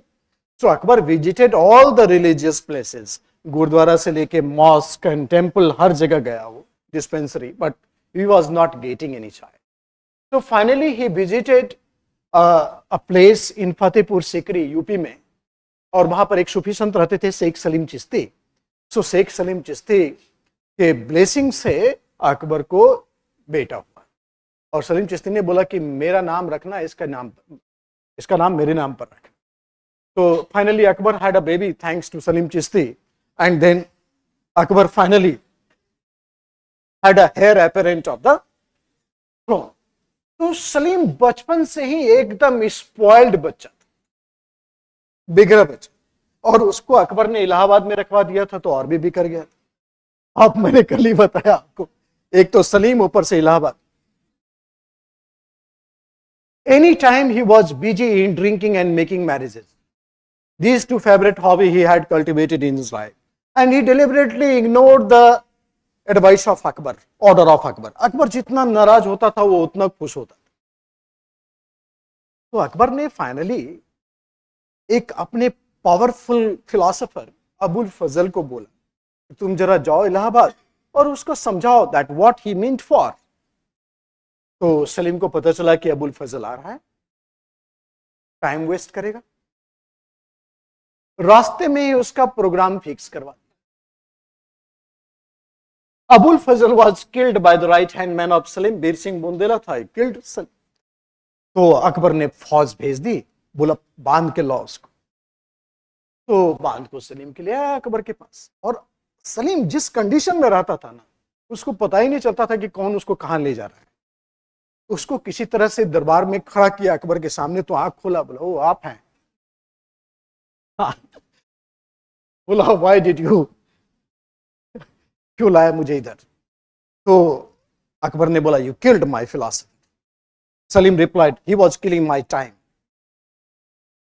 So Akbar was able to give very harsh punishment, and then घर से लोग आ गए, चाचा मामी बुआ नानी सब, अत का ख्याल बोलते थे, मुगल में पढ़ाएंगे, और इन लोगों ने पकड़ लिया अकबर को कि नहीं नहीं हार्श पनिशमेंट क्यों, एक ही तो मर्डर किया है, कौन सा मैसेकर किया है। तो फाइनली सलीम वाज सेव्ड। और अकबर के इस बीच में स्टोरी बहुत है। तो अकबर के डेथ के बाद, जब 1605 में अकबर की डेथ हुई थी, तो देन सलीम बिकेम जहांगीर, और तब इंग्लिश की एंट्री हुई थी। तो इंग्लिश कैप्टन था हॉकिंस, ये बार बार मैसेज भेजता था सलीम को, सर जहांगीर को, sir appointment, sir appointment. Jahangir ignore करता था, देख लेता था फिर भी रिप्लाई नहीं करता, इग्नोर करता, क्योंकि मुगल कोर्ट में जो नोबल्स थे, जो पुर्तगालियों के साथ चॉकलेट टॉफी लेते थे, वो लोग जहांगीर को बहुत कॉशन देते थे, sir please don't have meeting with the English, otherwise our trading partner Portuguese will become angry. तो जहांगीर कभी भी इसको हैंग नहीं देता था। तो एक बार पता चला जहांगीर को he is also very good drunkard, ठीक है। उसके बाद तो इमोशनल हो गया, मेरा भाई सलीम जैसा था, और हॉकिंस को बुलाया and they had a very good time together, right. Hawkins English बोलता था, जहांगीर को समझ में नहीं आता था, बट उसको अच्छा लगता था। And then Hawkins and Jahangir, but Jahangir did not permitted Hawkins any trading concession. Problem trade का था। तो जब हॉकिंस वापस जाने लगा तो बोला कि आज से तुम्हारा नाम हॉकिंस खान होगा। सो जहांगीर ने हॉकिंस को खान की टाइटल दी, वापस चला। 2-3 साल इसी तरह से अंग्रेजों का बीत गया। पुर्तगाली वॉज वेरी कॉन्फिडेंट। एक जगह है सूरत के पास स्वाली, वहां पर पुर्तगाली और इंग्लिश के बीच में conflict, and the captain best of English had defeated the Portuguese in the battle of Swally. और इस बैटल के बाद obviously Portuguese got defeated, so confidence of the Mughal in English had increased, और next year अंग्रेजों को जहांगीर ने trading permission दे दी, ठीक है। And thereafter the Portuguese started losing its context in the Mughal trade, and that is another factor that why Portuguese lost in India, out of the many factors that we have discussed, ठीक है। ये भी समझ में आ गया। We are just putting down the what factors why Portuguese lost here in India, despite the fact that Portuguese had 110 years advantage before English. एक और शानदार स्टोरी। पुर्तगीज लूज तो करने लगा, श्रीलंका भी लूज कर गया धीरे धीरे, वन बाय वन। पुर्तगीज का डिपेंडेंसी स्पेन पर था, क्योंकि नबल सुपेरियरिटी स्पेन की है। तो जब पुर्तगीज स्पेन सपोर्ट नहीं कर पा रहा था, तो Portuguese wanted to come out from the Spanish dependency, कि अब हम लोग पार्टनर नहीं रहेंगे, और इसके चलते स्पेन और पुर्तगाल में वॉर, ठीक है। तो स्पेन पुर्तगाल में वॉर हो गया, तो Portugal needed support from England, English support करे पुर्तगाल। तो Portuguese princess Catherine Braganza married with the British Prince Charles, और शादी हुआ पुर्तगीज प्रिंसेस और ब्रिटिश प्रिंस में। डॉरी ट्रांसफर हुआ इंडिया में, Bombay was transfer to the Charles, और चार्ल्स को बॉम्बे की जरूरत नहीं थी, उसने इस बॉम्बे को उठा के कंपनी को दी, East India company, and thereby Portuguese lost biggest economic settlement in India, and English got it. So thereby all these factors resulted in the decline of Portuguese power in India. Only Goa remained with them, and then 1961 Goa was also lost by Portuguese. As much me, what factors that led to the decline of Portuguese power?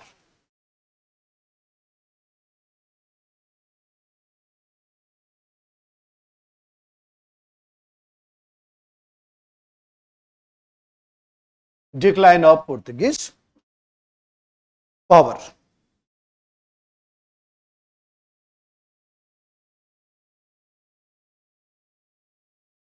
Portuguese had advantage of coming to India. Portuguese had advantage of coming to India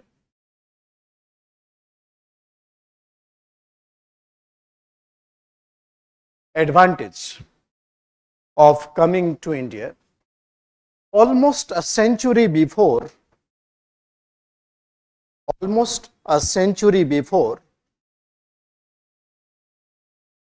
other Europeans. century before other Europeans. But Portuguese lost in India,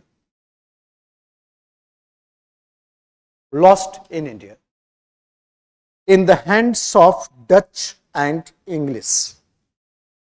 In the hands of Dutch and English. Dutch and English. Rise of English power in India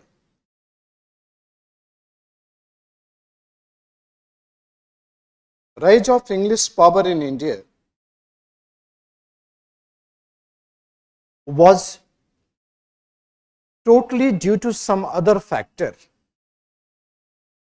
Totally due to some other factors. But decline of Portuguese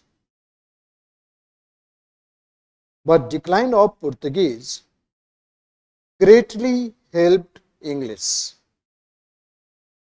Decline of Portuguese greatly helped English. There are many factors.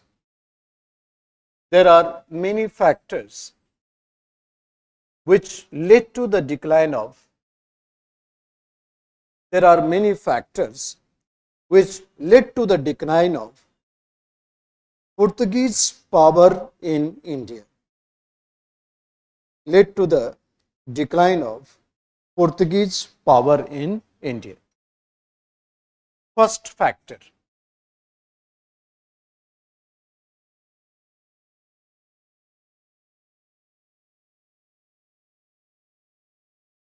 Online वाले बच्चे सब लिख पा रहे हो ना ठीक से? छूट तो नहीं गया तुम लोग? अब पहले तो तुम लोग ना सोफा और बेड से उठ करके ना टेबल पर बैठा करो, टेबल चेयर। पॉपकॉर्न भी लग रहता है बगल में। तो first factor, Portugal was in the state of decline. Portugal was in the state of decline. Its total population was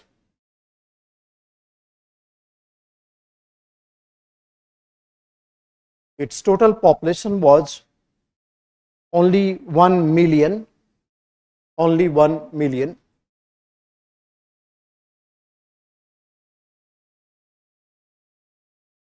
It was a feudal society. In which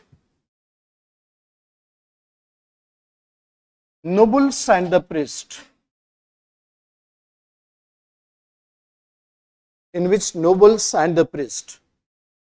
had social support. It was a feudal society in which only nobles and the priest had social support.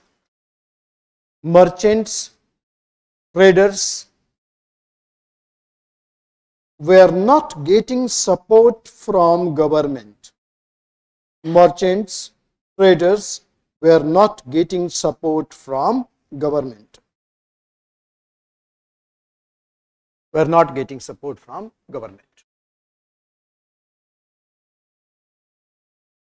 Second, Portuguese had frequently changed the nature of trade.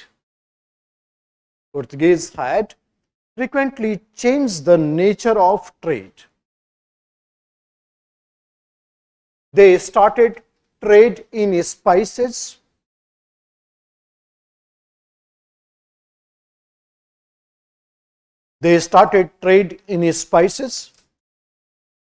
Then horse trade,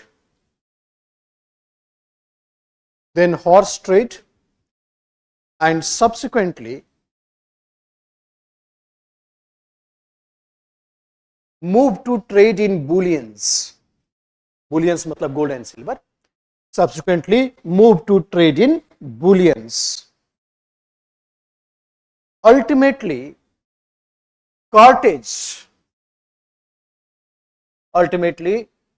subsequently they moved to trade in bullions, and ultimately Carthage became their main source of income. Carthage became their main source of income. Bracket में लिख लीजिए, Carthage was a trading pass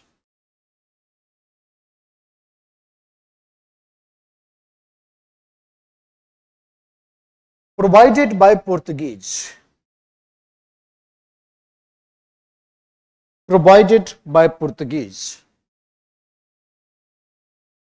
to other ships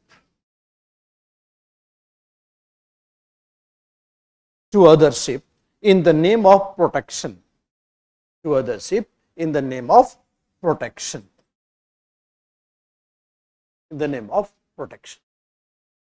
उसी में लिखना, उसी में bracket में ही, there were many centres opened by Portuguese, there were many centers opened by Portuguese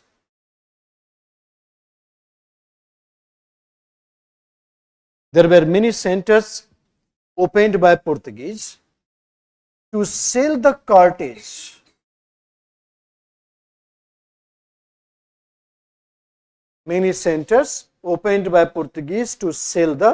cartage दोनों का मतलब एक ही होता, known as Vitórias.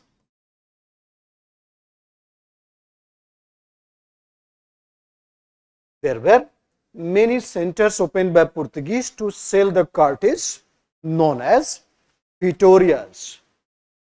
FEI. Vitórias Portuguese word है, इंग्लिश में बोले तो फोर्ट बोल देते. So the Portuguese called it Vitórias.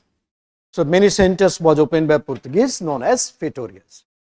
So cartage was their main source of income. Third point, Portuguese gave more importance to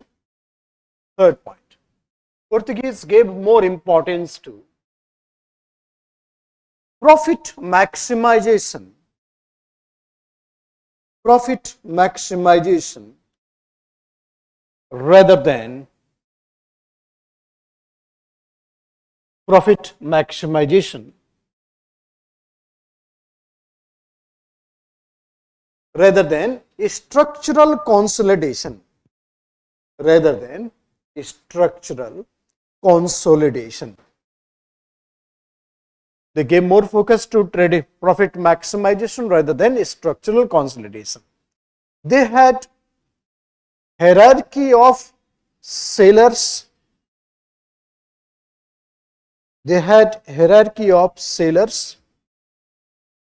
And merchants.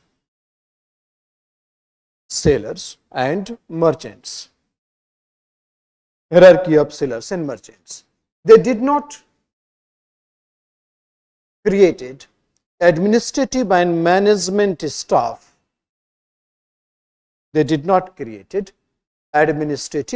and management staff.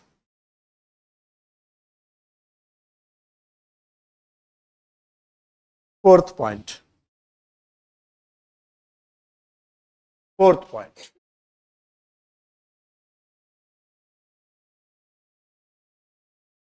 point है कि many Portuguese governors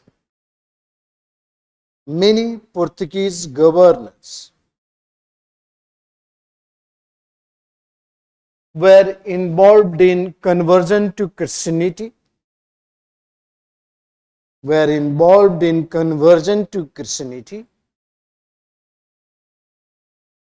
and promoting marriage with Indian women.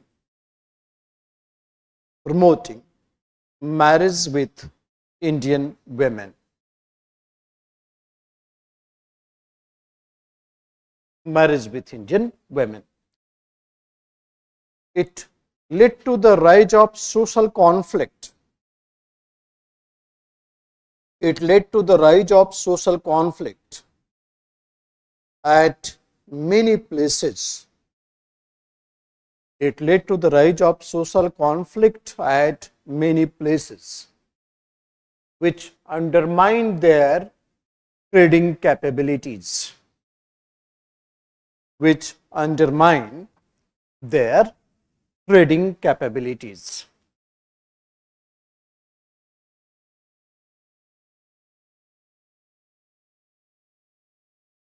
Fifth point. After discovery of Brazil,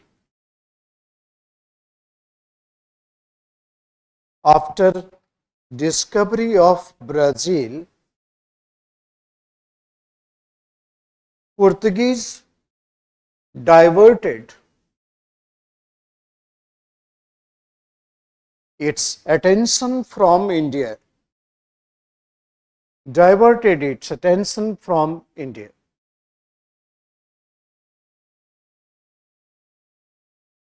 Brazilian condition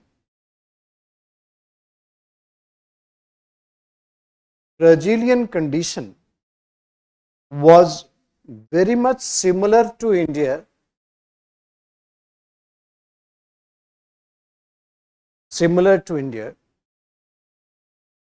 and it was very resourceful. Brazilian condition was very similar to India, and it was very resourceful. It was easy for Portuguese. It was easy for Portuguese to reach Brazil,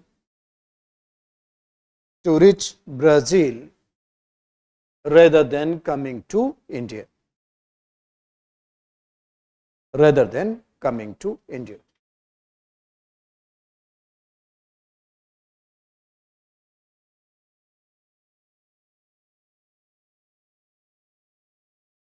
Next point. The Portuguese had dependency on Spain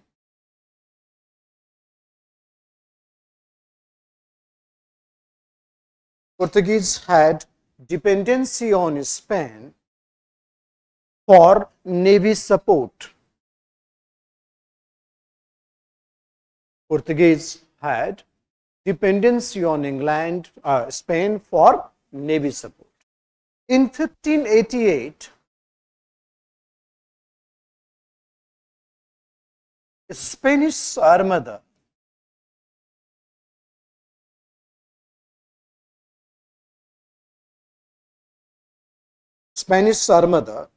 was defeated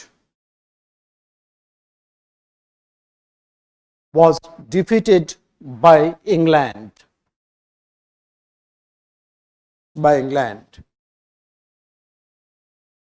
So Cape Route was opened for.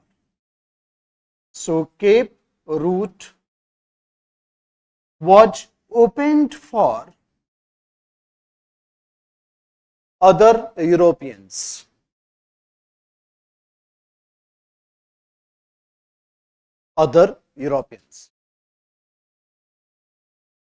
Dutch and English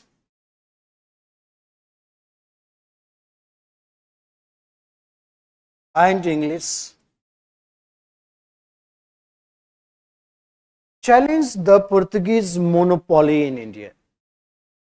Dutch and English challenged the Portuguese monopoly in India.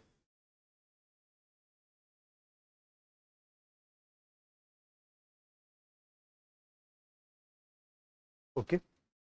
Seventh point.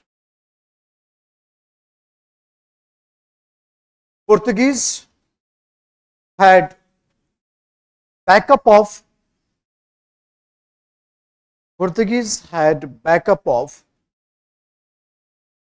trading relation with Mughal.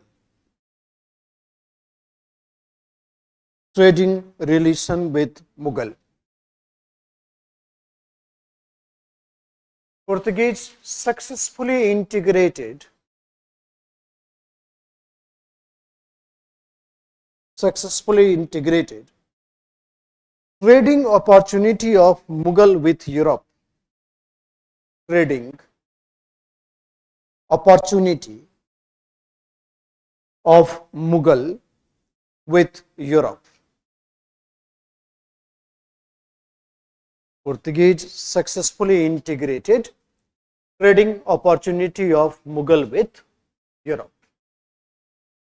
In 1612,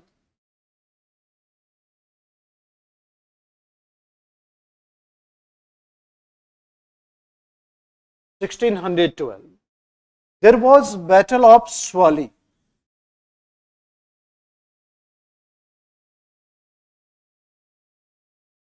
Swali is near Surat.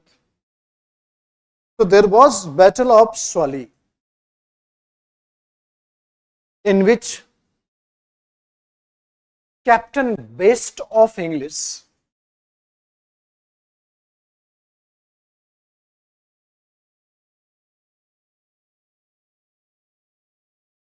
defeated Portuguese.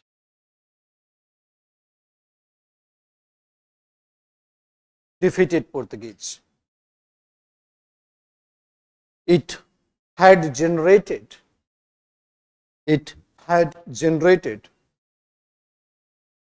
the confidence of Mughal in English. It had generated the confidence of Mughal in English. Therefore, in 1613,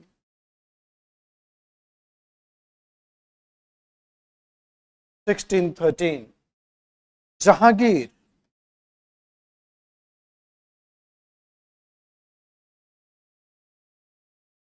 issued Farman. Jahangir issued Farman and permitted English to construct factory.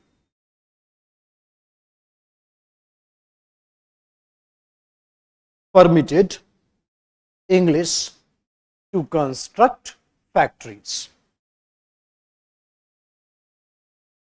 Thereafter, English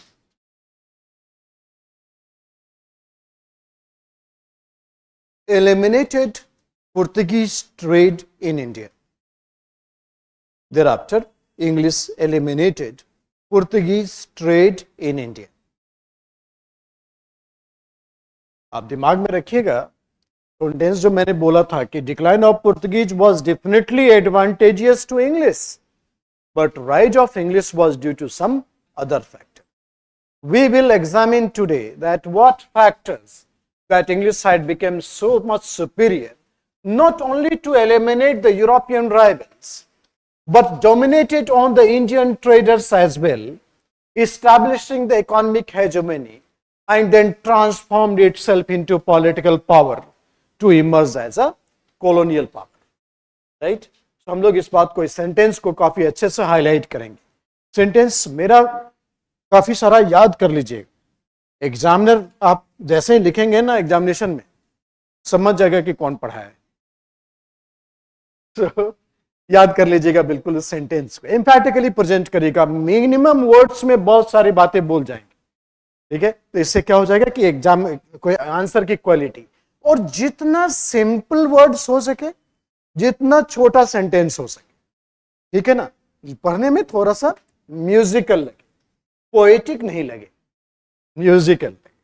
छोटा sentence, lucid word, बिल्कुल. और देखिए आप कैसे पास कर जाते हैं, एकदम झंडा लहराते हुए आएंगे मसूरी से. 8th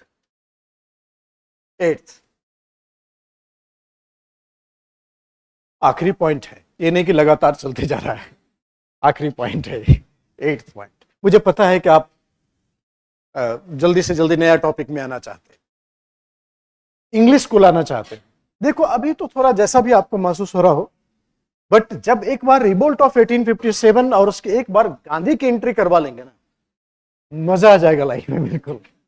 तो उसके बाद आप रियल मॉडर्न इंडिया का देखेंगे कि क्या, कितना इसका अट्रैक्शन है और कितना ये इंटरेस्टिंग है. ठीक है ना। अभी थोड़ा आप बर्दाश्त करिए, ऐसे हर एक क्लास में बोलते बोलते ना मैं क्लास खत्म कर देता, ठीक है। अब अच्छा लगेगा, अब अच्छा लगेगा, 1947 आ जाता है, मैं खिसक लेता हूं। सो 8 पॉइंट, ऐसे होप बढ़ा रहता है, हमेशा इसको बरकरार रखना चाहिए। ड्रीम नहीं है तो वैल्यू नहीं है लाइफ में। 8 पॉइंट देखो बच्चे, after defeat of Armada, after defeat of आर्मदा,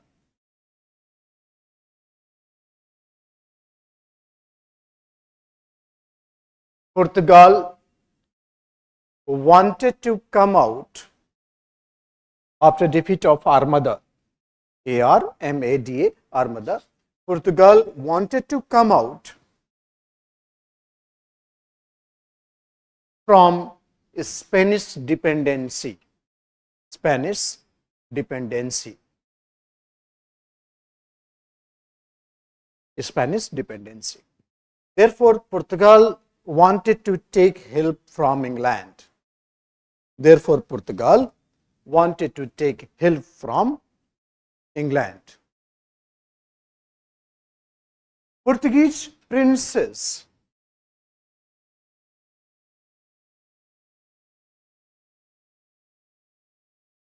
Catherine Braganza, Catherine Braganza, or Catherine Braganza, married with the British Prince Charles. Married with the British Prince Charles.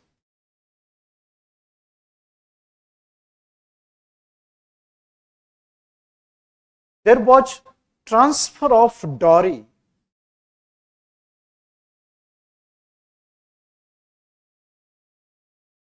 in the form of Bombay.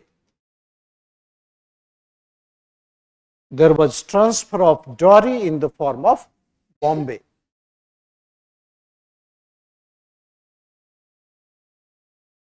Transfer of dowry in the form of Bombay.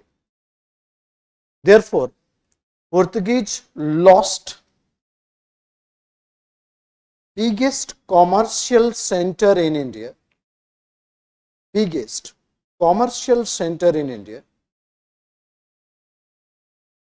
lost biggest commercial center in India, and it was advantageous,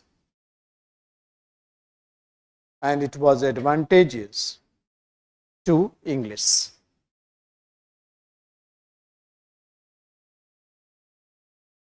Only Goa remained with the Portuguese.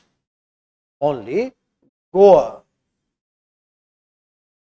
remained with the Portuguese till 1961. Only Goa remained with the Portuguese till 1961. So these are the factors that led to the rise of Portuguese power in India. ठीक है, अब देखो बच्चे, बात बहुत सीधी दिखती है, but आप इमेजिनेशन को थोड़ा और ब्रॉड करिए और देखिए कि 1588 में आर्मदा की डिफीट हुई, तो पहला पावर जो इंडिया में एंट्री किया पुर्तगीज को चैलेंज देने के लिए वो डच था। ठीक है, डच था। सो डच 1602 में, इंग्लिश से भी थोड़ा पहले डच की एंट्री हुई, और जो डच है इसने भी अच्छा खासा होमवर्क किया था, ऐसा नहीं था कि नहीं किया, होमवर्क किया था डच। डच लोग जो थे, they were very much fascinated by the trade of cloth. Andhra Pradesh में 2 जगह है, वहां पर एक फोक पेंटिंग होता है, फोक पेंटिंग है, not classical painting, it's a folk painting, local लोग करते हैं, वहां पर पेन का इस्तेमाल करते हैं, इसको कलमकारी पेंटिंग कहते हैं, कलम से इस्तेमाल करते हैं, कलमकारी पेंटिंग। इसी को ब्लॉक प्रिंटिंग भी बोला जाता है। ठीक है, और इतने फैसिनेटेड थे यूरोपियन उस कपड़ा को पहनने के लिए जो ब्लॉक प्रिंटेड होता था, बड़े बड़े फोटो होते थे उसमें, मतलब फैशन शो, मतलब कलमकारी पेंटिंग, वही बहुत बड़ा स्ट्रेंथ था। तो 2 जगह था, एक मसूलीपट्टनम और दूसरा आंध्र प्रदेश में ही है श्रीकालहस्ती, तो वहां से ट्रेड होता था। तो पुर्तगीज ने बड़े अच्छे से डच ने बड़े अच्छे से रियलाइज किया इस चीज को, और डच ने अपना जो पहला सेंटर है वो मसूलीपट्टनम में ही स्टैब्लिश किया। पर्पस वही था। तो डच का जो सबसे बड़ा कंट्रीब्यूशन है, दैट डच री established the cotton cloth, the India's cotton cloth in the European market. जो चीजें अभी मसाले, घोड़े, ये सब पर चल रहा था ट्रेड में, अब क्लॉथ का मार्केट इंडिया में, यूरोप में पुर्तगीज ने एस्टैब्लिश किया। इससे ज्यादा डच का इंडिया में कोई कंट्रीब्यूशन नहीं था, बट थोड़ा सा और आराम से दिमाग को शांत रखते हुए इसको समझो। डच ने तो अच्छा खासा पुर्तगीज के सेटलमेंट को छीना, श्रीलंका भी छीना था डच ने, मगर थोड़े दिन के बाद इंग्लिश की एंट्री हो गई। अब इंग्लिश और डच तो दोनों पार्टनर थे यूरोप में, अब यहां पर ट्रेडिंग कॉम्पिटिटर हो गए। तो इंग्लिश और डच ने जो प्लान बनाया था कि we will establish trade in India and Indonesia, दो पावरफुल लोकेशंस को इन लोगों ने सर्च किया था फॉर ट्रेड, डच और इंग्लिश, और दोनों वहां पर ट्रेड कर रहे थे। बट ये ट्रेडिंग कंपटीशन धीरे धीरे जो है ना वो मिलिट्री कॉन्फ्लिक्ट में कन्वर्ट हो गया, ठीक है। एंड अल्टीमेटली एक बार क्या हुआ कि इंडोनेशिया में एक जगह है अंबोयाना, ज्यादा दिन नहीं हुए, 10-15 साल हुए इंग्लिश को आए हुए। अंबोयाना में the Englishman had Dutch had massacred some Englishman, डचों ने 15-20 अंग्रेजों को निपटा दिया, ठीक है। तो उसके बाद एंग्लो डच वॉर हो गया इंडोनेशिया में आफ्टर मैसेकर ऑफ अंबोयाना, तो एंग्लो डच वॉर हो गया इंडोनेशिया। 4-5 डिकेड्स तक ये चलता रहा। तो फाइनली इंग्लिश और डच साथ में आए और बोले कि let us finish the war. और इसमें ये डिसाइड हुआ कि इंडोनेशिया जो है that will be taken by Dutch और इंग्लिश बाहर निकलेगा इंडोनेशिया से।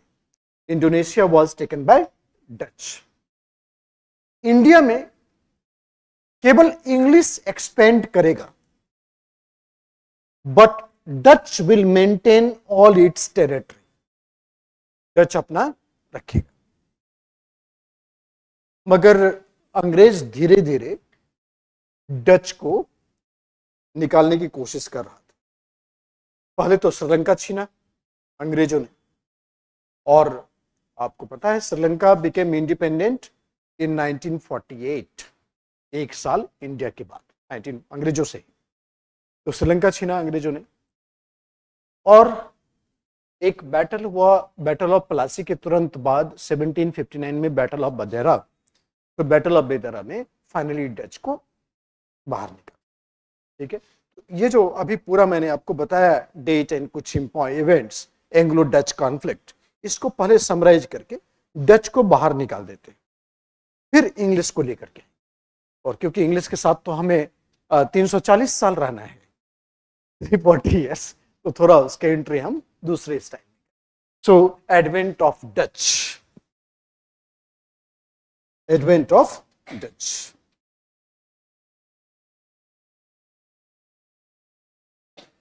डच मतलब हॉलैंड, नीदरलैंड, उसी को हम लोग Dutch,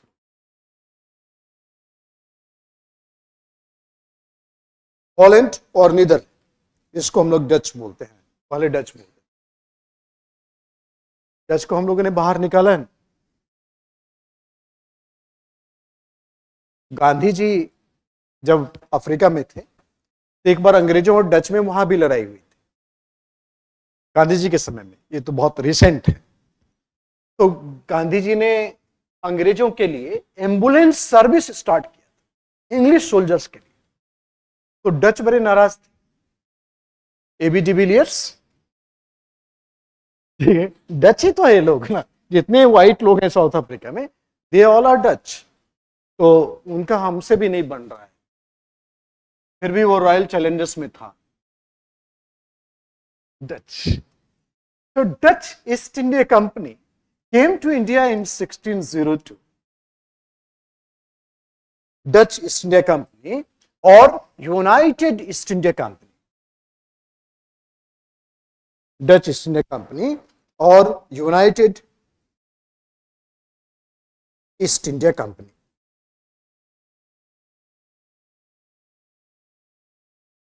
1602, Dutch established its first factory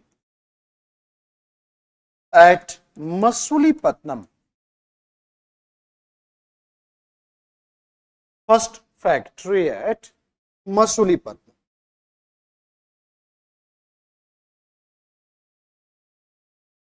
Dutch was more interested in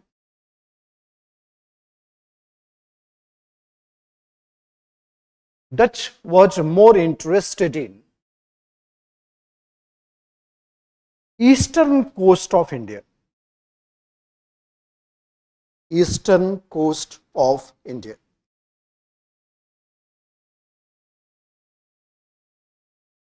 Dutch established factories at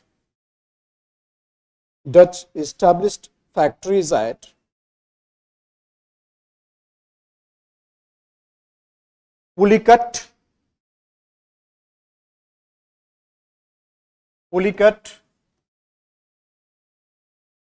Nagpattinam,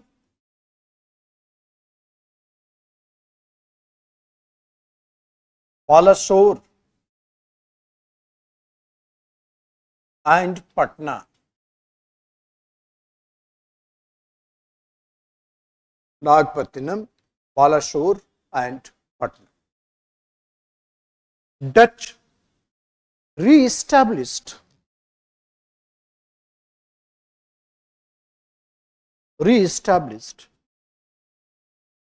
the market of Indian cotton in Europe. The market of Indian cotton in Europe. Re-established market of Indian cotton in Europe. Cotton textile was the main item of trade. Cotton textile was main item of trade. Along with indigo,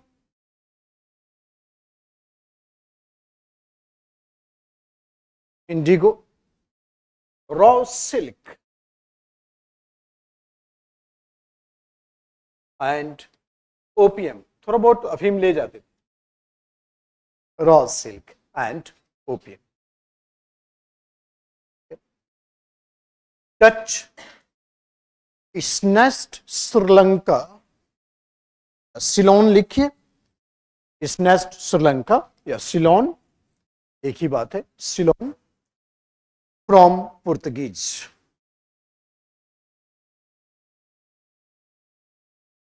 From Portuguese और बाद में Portuguese से Britain ने लिया. हाँ, Dutch से Britain ने लिया. अब तो एडवेंट ऑफ इंग्लिश.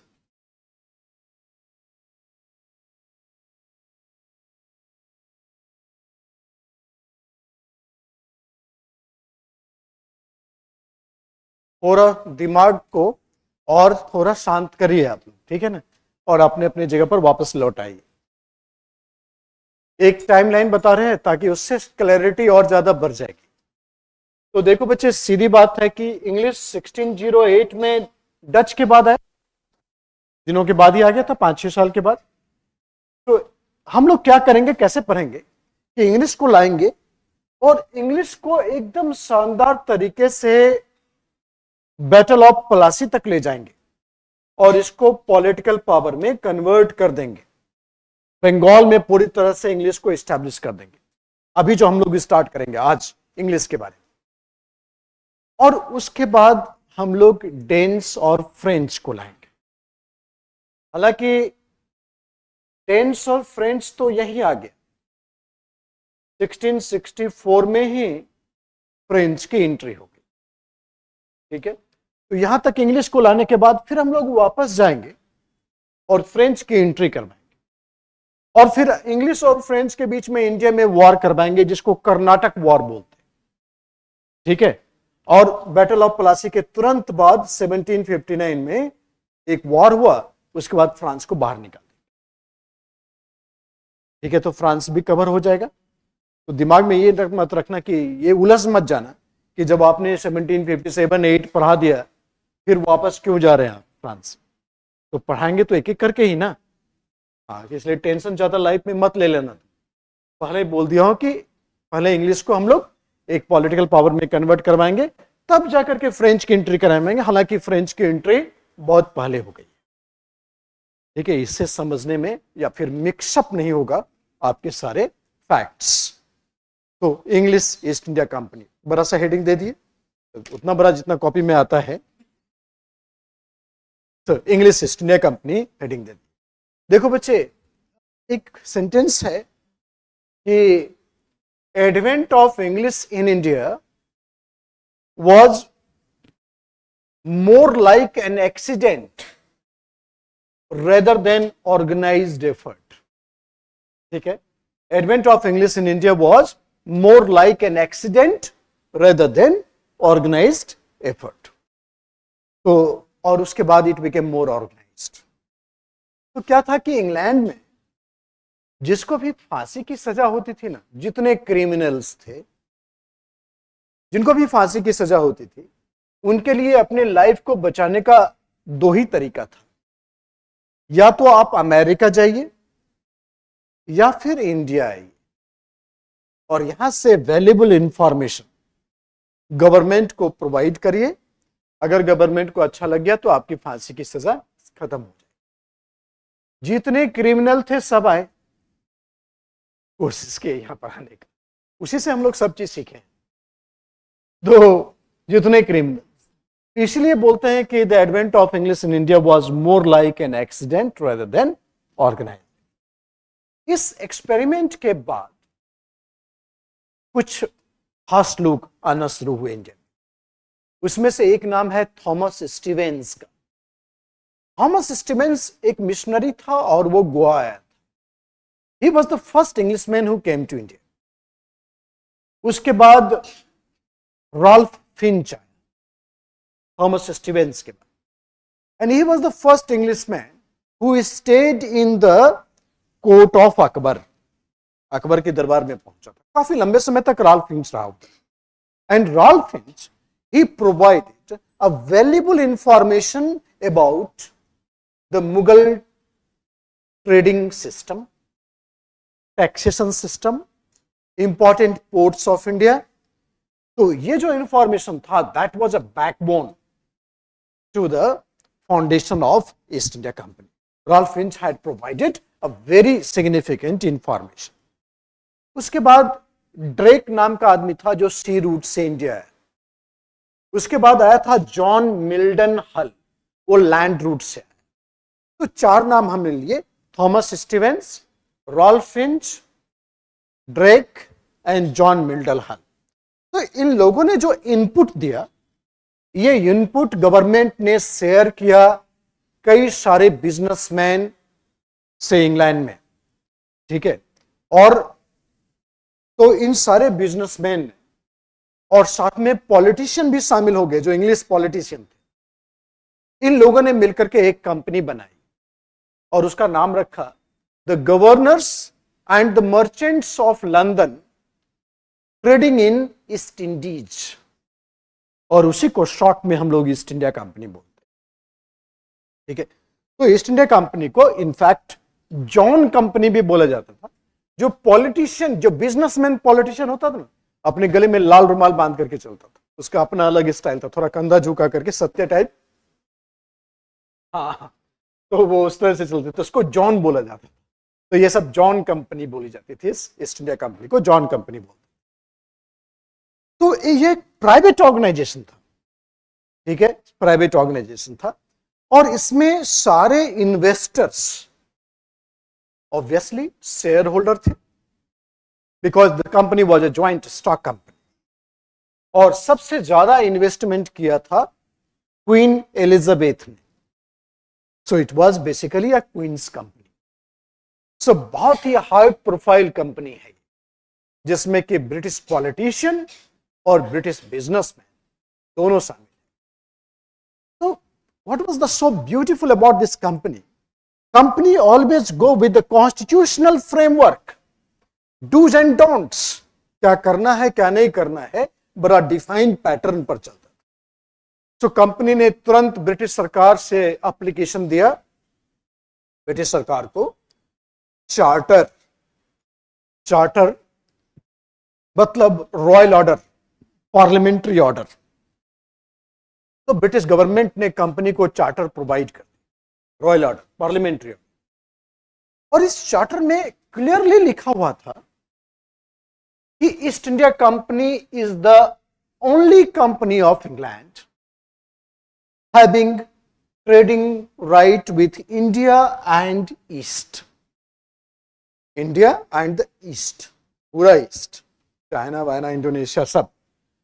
मतलब इसका सिग्निफिकेंस देखो, there is no trading competition at home.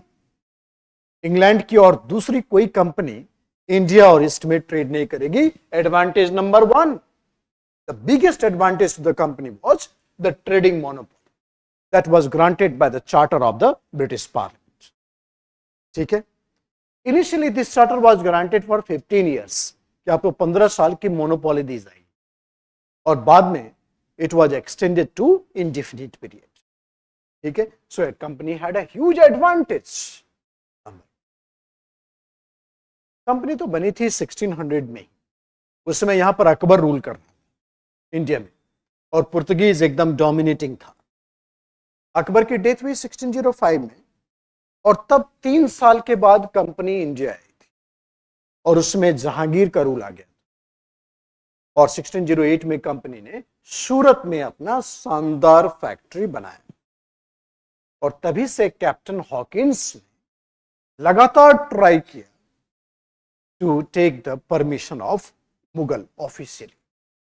अब ये परमिशन का एडवांटेज क्या है पता, कि वो कंपनी बकायदा लीगल टैक्स पर पे करेगी गवर्नमेंट को, government of India that is Mughal, and government of Britain, and government will protect the interest of the company. तो इस तरह से कंपनी बहुत ही कॉन्स्टिट्यूशनल मोड में काम करने वाली थी। And this is the reason why I told you, compared to Portuguese, the English was giving more importance to the structural consolidation. वो मजबूती के साथ अपने पूरे फॉर्मेट को तैयार करके आए। I told you the factors why English overshadowed the other Europeans and eliminated the Indian traders to transform into political power. So there are certain advantages that is unique to the company. Right? The decline of Portuguese power in India was advantageous to English, but rise of English was due to some other factors, and it was rooted in the technique of the work or the work culture of the company. इसको summarize करते हैं. Advent of English.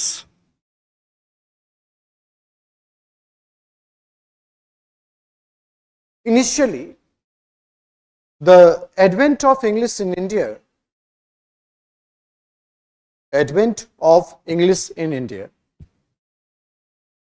was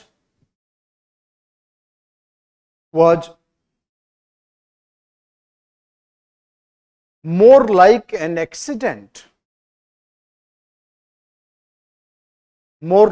accident, rather than organized effort.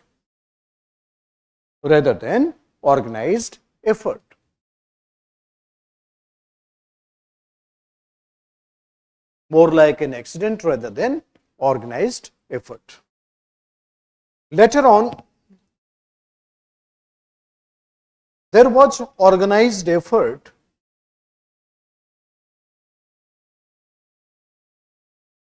taken by government and the merchants,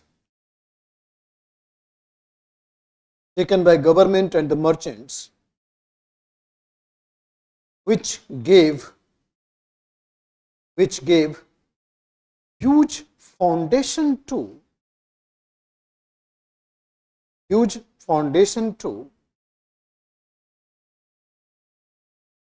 British colonial system, whose foundation to British colonial system. Thomas Stevens, paragraph change करके लिखो. Thomas Stevens was first Englishman who reached Goa. First Englishman who reached Goa for missionary activities. For missionary activities. Thomas Stevens. Ralph Finch.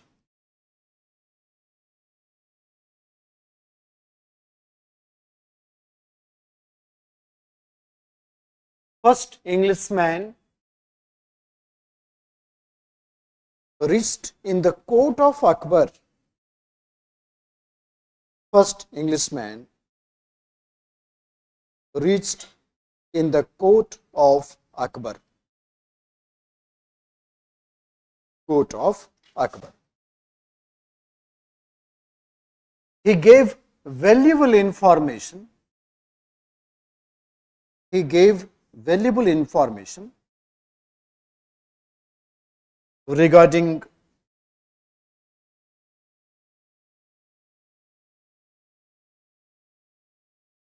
prospects of trade,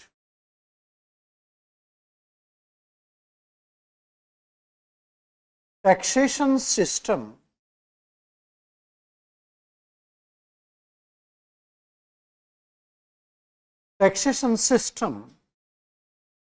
and ports of India.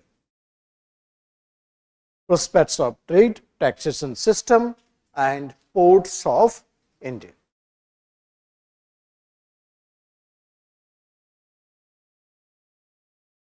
Drake. He came to India via sea route.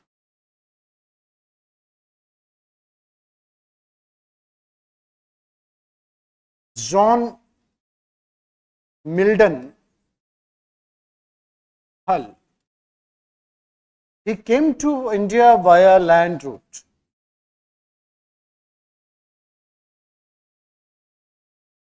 He came to India via land route. John Milton Hull came to India via land route. After their informations,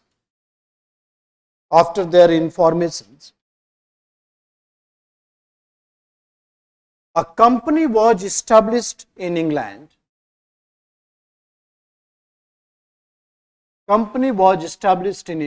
England, known as the Governors and Merchants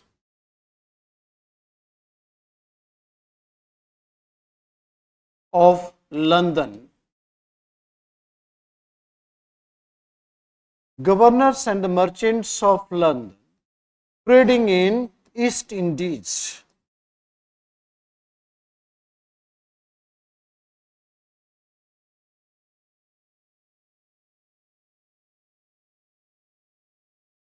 In short, it is called East India Company or John Company.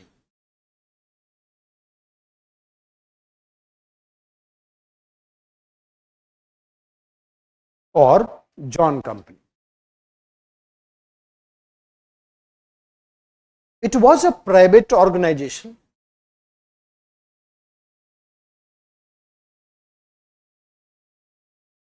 It was a private organization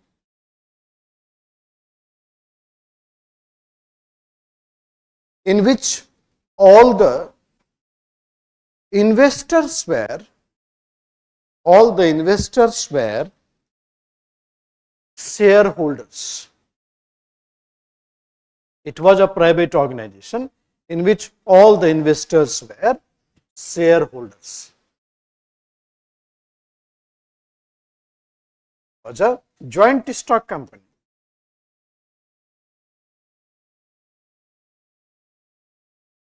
Joint stock company means all investors are shareholders. Queen Elizabeth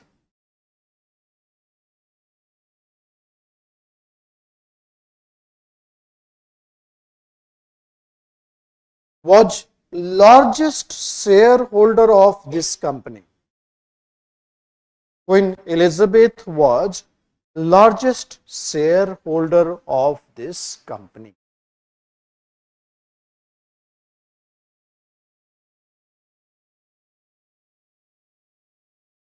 company, the company, अब सी capital में लिखना, the company applied for charter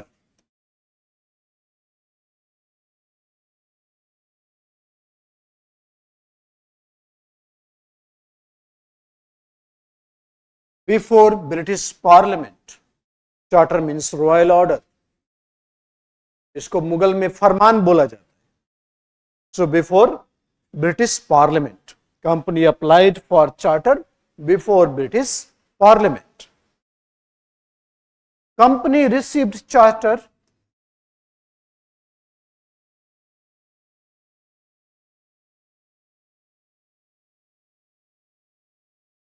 on 31st December 1600.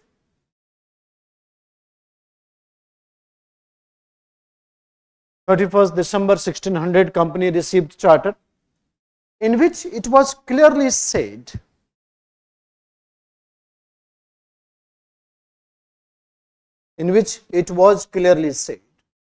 first point, East India Company will be the only company of England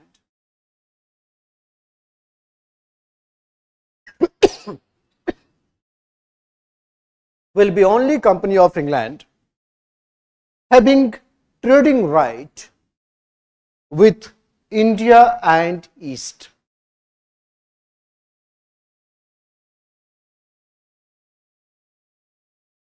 East India Company is the only company of England having trading right with India and East. It is called trading monopoly.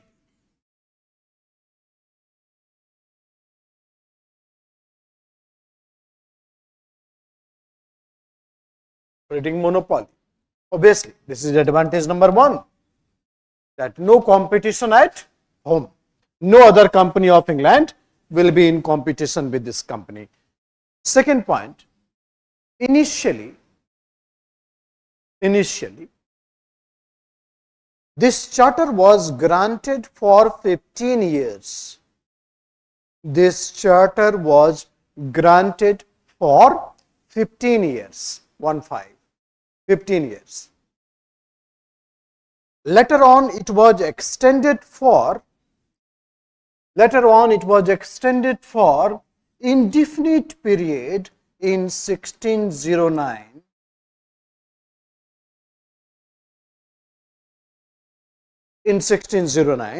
Before the expiry of its term.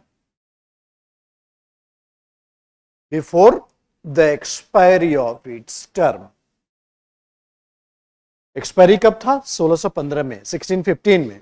But it was extended to indefinite period in 1609 before the expiry of its term.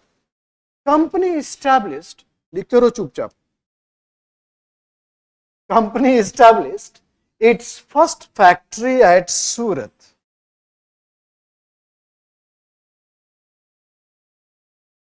Company established its first factory at Surat. Do you understand by factory? Factory का मतलब क्या है? So factory, company was not here to produce anything. Company was simply seller and purchaser. यहां से अच्छी अच्छी चीजों को परचेज करता था, पूरी दुनिया में बेचता था. ठीक है, अच्छी अच्छी चीजों को परचेज करना है और पूरी दुनिया में बेचना है. So company was acting like Amazon and Flipkart. ठीक है ना? So company was like, factory means the trading depot or the administrative office or the warehouse that was here. So company was not here to produce anything. So factory refers to administrative office. Company established its first factory at Surat. Factory refers to administrative office, warehouse,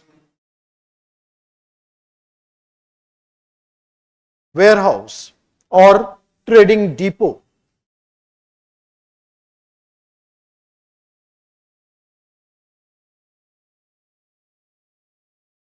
Trading depot. Okay. Established its first factory at Surat.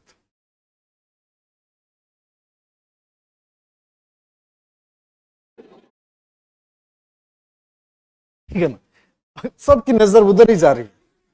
33, 34 अब नहीं बचेंगे. अभी 5-7 minute और पढ़ेंगे. ठीक है ना? चुपचाप लिखो.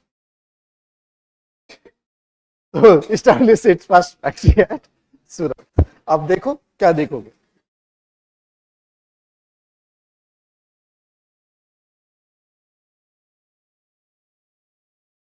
ना घड़ी दिखेगा ना जान निकलेगी. Next. One of the servants of East India Company, one of the servant of East India Company, Captain Hawkins.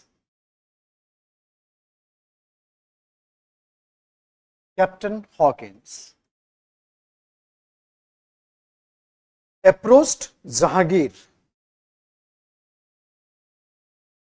for formal trading permission. Approached Jahangir for formal trading permission.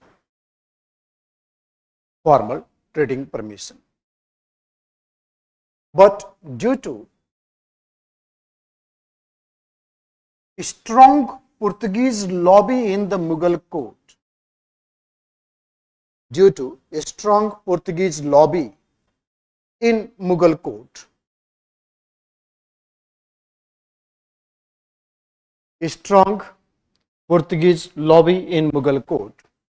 Hawkins failed to get the trading concession.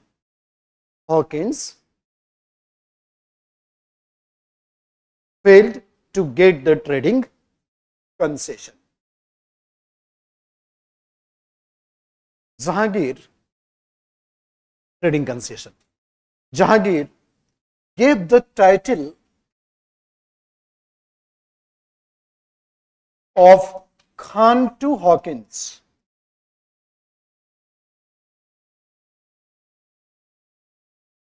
Jahangir gave the title of Khan to Hawkins. He became Mughal Mansabdar with 400 rank. He became Mughal Mansabdar with 400 rank. अब बताएंगे 400 rank क्या है. हर एक मनसबदार को देता था अकबर के time में. मनसबदारों का रैंक होता था, अकॉर्डिंगली उसका पावर और पोजीशन डिफाइन होता था. Okay. In 1612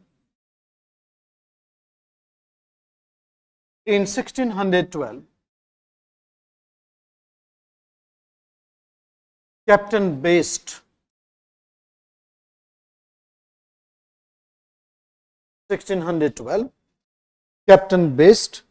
defeated Portuguese in Battle of Swali. लिखा है पहले भी. Captain Best defeated Portuguese in Battle of Swali. Thereafter, in 1613,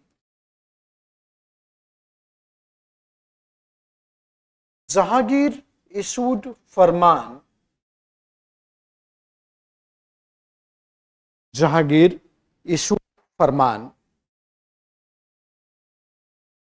to to construct official factory at Surat. Issued Farman to construct official factory at Surat. ठीक है, एक छोटा सा fact दिमाग में रख लो और फिर हम लोग घर चलेंगे. First factory Surat 1608. ठीक है. Second factory in the eastern coast Masulipatnam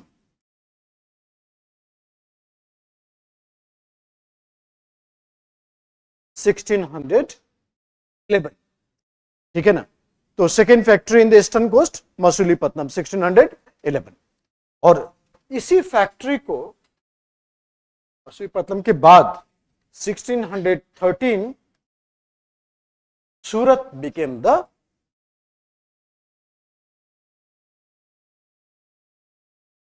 official factory. Surat became the official factory. Done? तो ये चीज, इस फैक्ट्स को खाली याद रखिएगा. अब देखो घर में क्या करना है. घर में तो 2 घंटा इसको रिवाइज करेंगे. ये वाला कॉपी खोलेंगे और एक फ्रेश पेज खोलेंगे, फ्रेश कॉपी खोलेंगे, उसमें अपना कलम चलाएंगे जैसे आज हम लोग लिखा, एकदम से एक एक चीज समझते हुए फिर से दोबारा रिवाइज कर लेंगे. सब चीजें एकदम देखना, फॉरएवर मेमोरी में आएगा. और दूसरा काम करना है कि एक सादा मैप बनाएंगे, खरीदेंगे बाजार से, और 4-5 जो इंपॉर्टेंट टर्म्स जगह मैंने यूज किया है, पुर्तगीज फैक्ट्री, उसको मैप पर लोकेट कर लेंगे. ठीक है. डच फैक्ट्री मैप पर लोकेट कर लेंगे. 4-5 ही तो बोला है. इससे आइडिया हो जाएगा कि कौन सा जगह किस जगह पर. एक रफ आइडिया भी ना काफी बड़ा रिलीफ देगा आपको एग्जामिनेशन. थोड़ा सा काम करने का तरीका बदल डालेंगे और इंटेंसिवली, इंटरेस्टिंगली काम करेंगे. Will see you tomorrow, not tomorrow, tomorrow I don't have class. कल मेरी नेक्स्ट मंडे एकदम हैप्पी वीकेंड के साथ मिलेंगे. ठीक है, मंडे को मिलते हैं.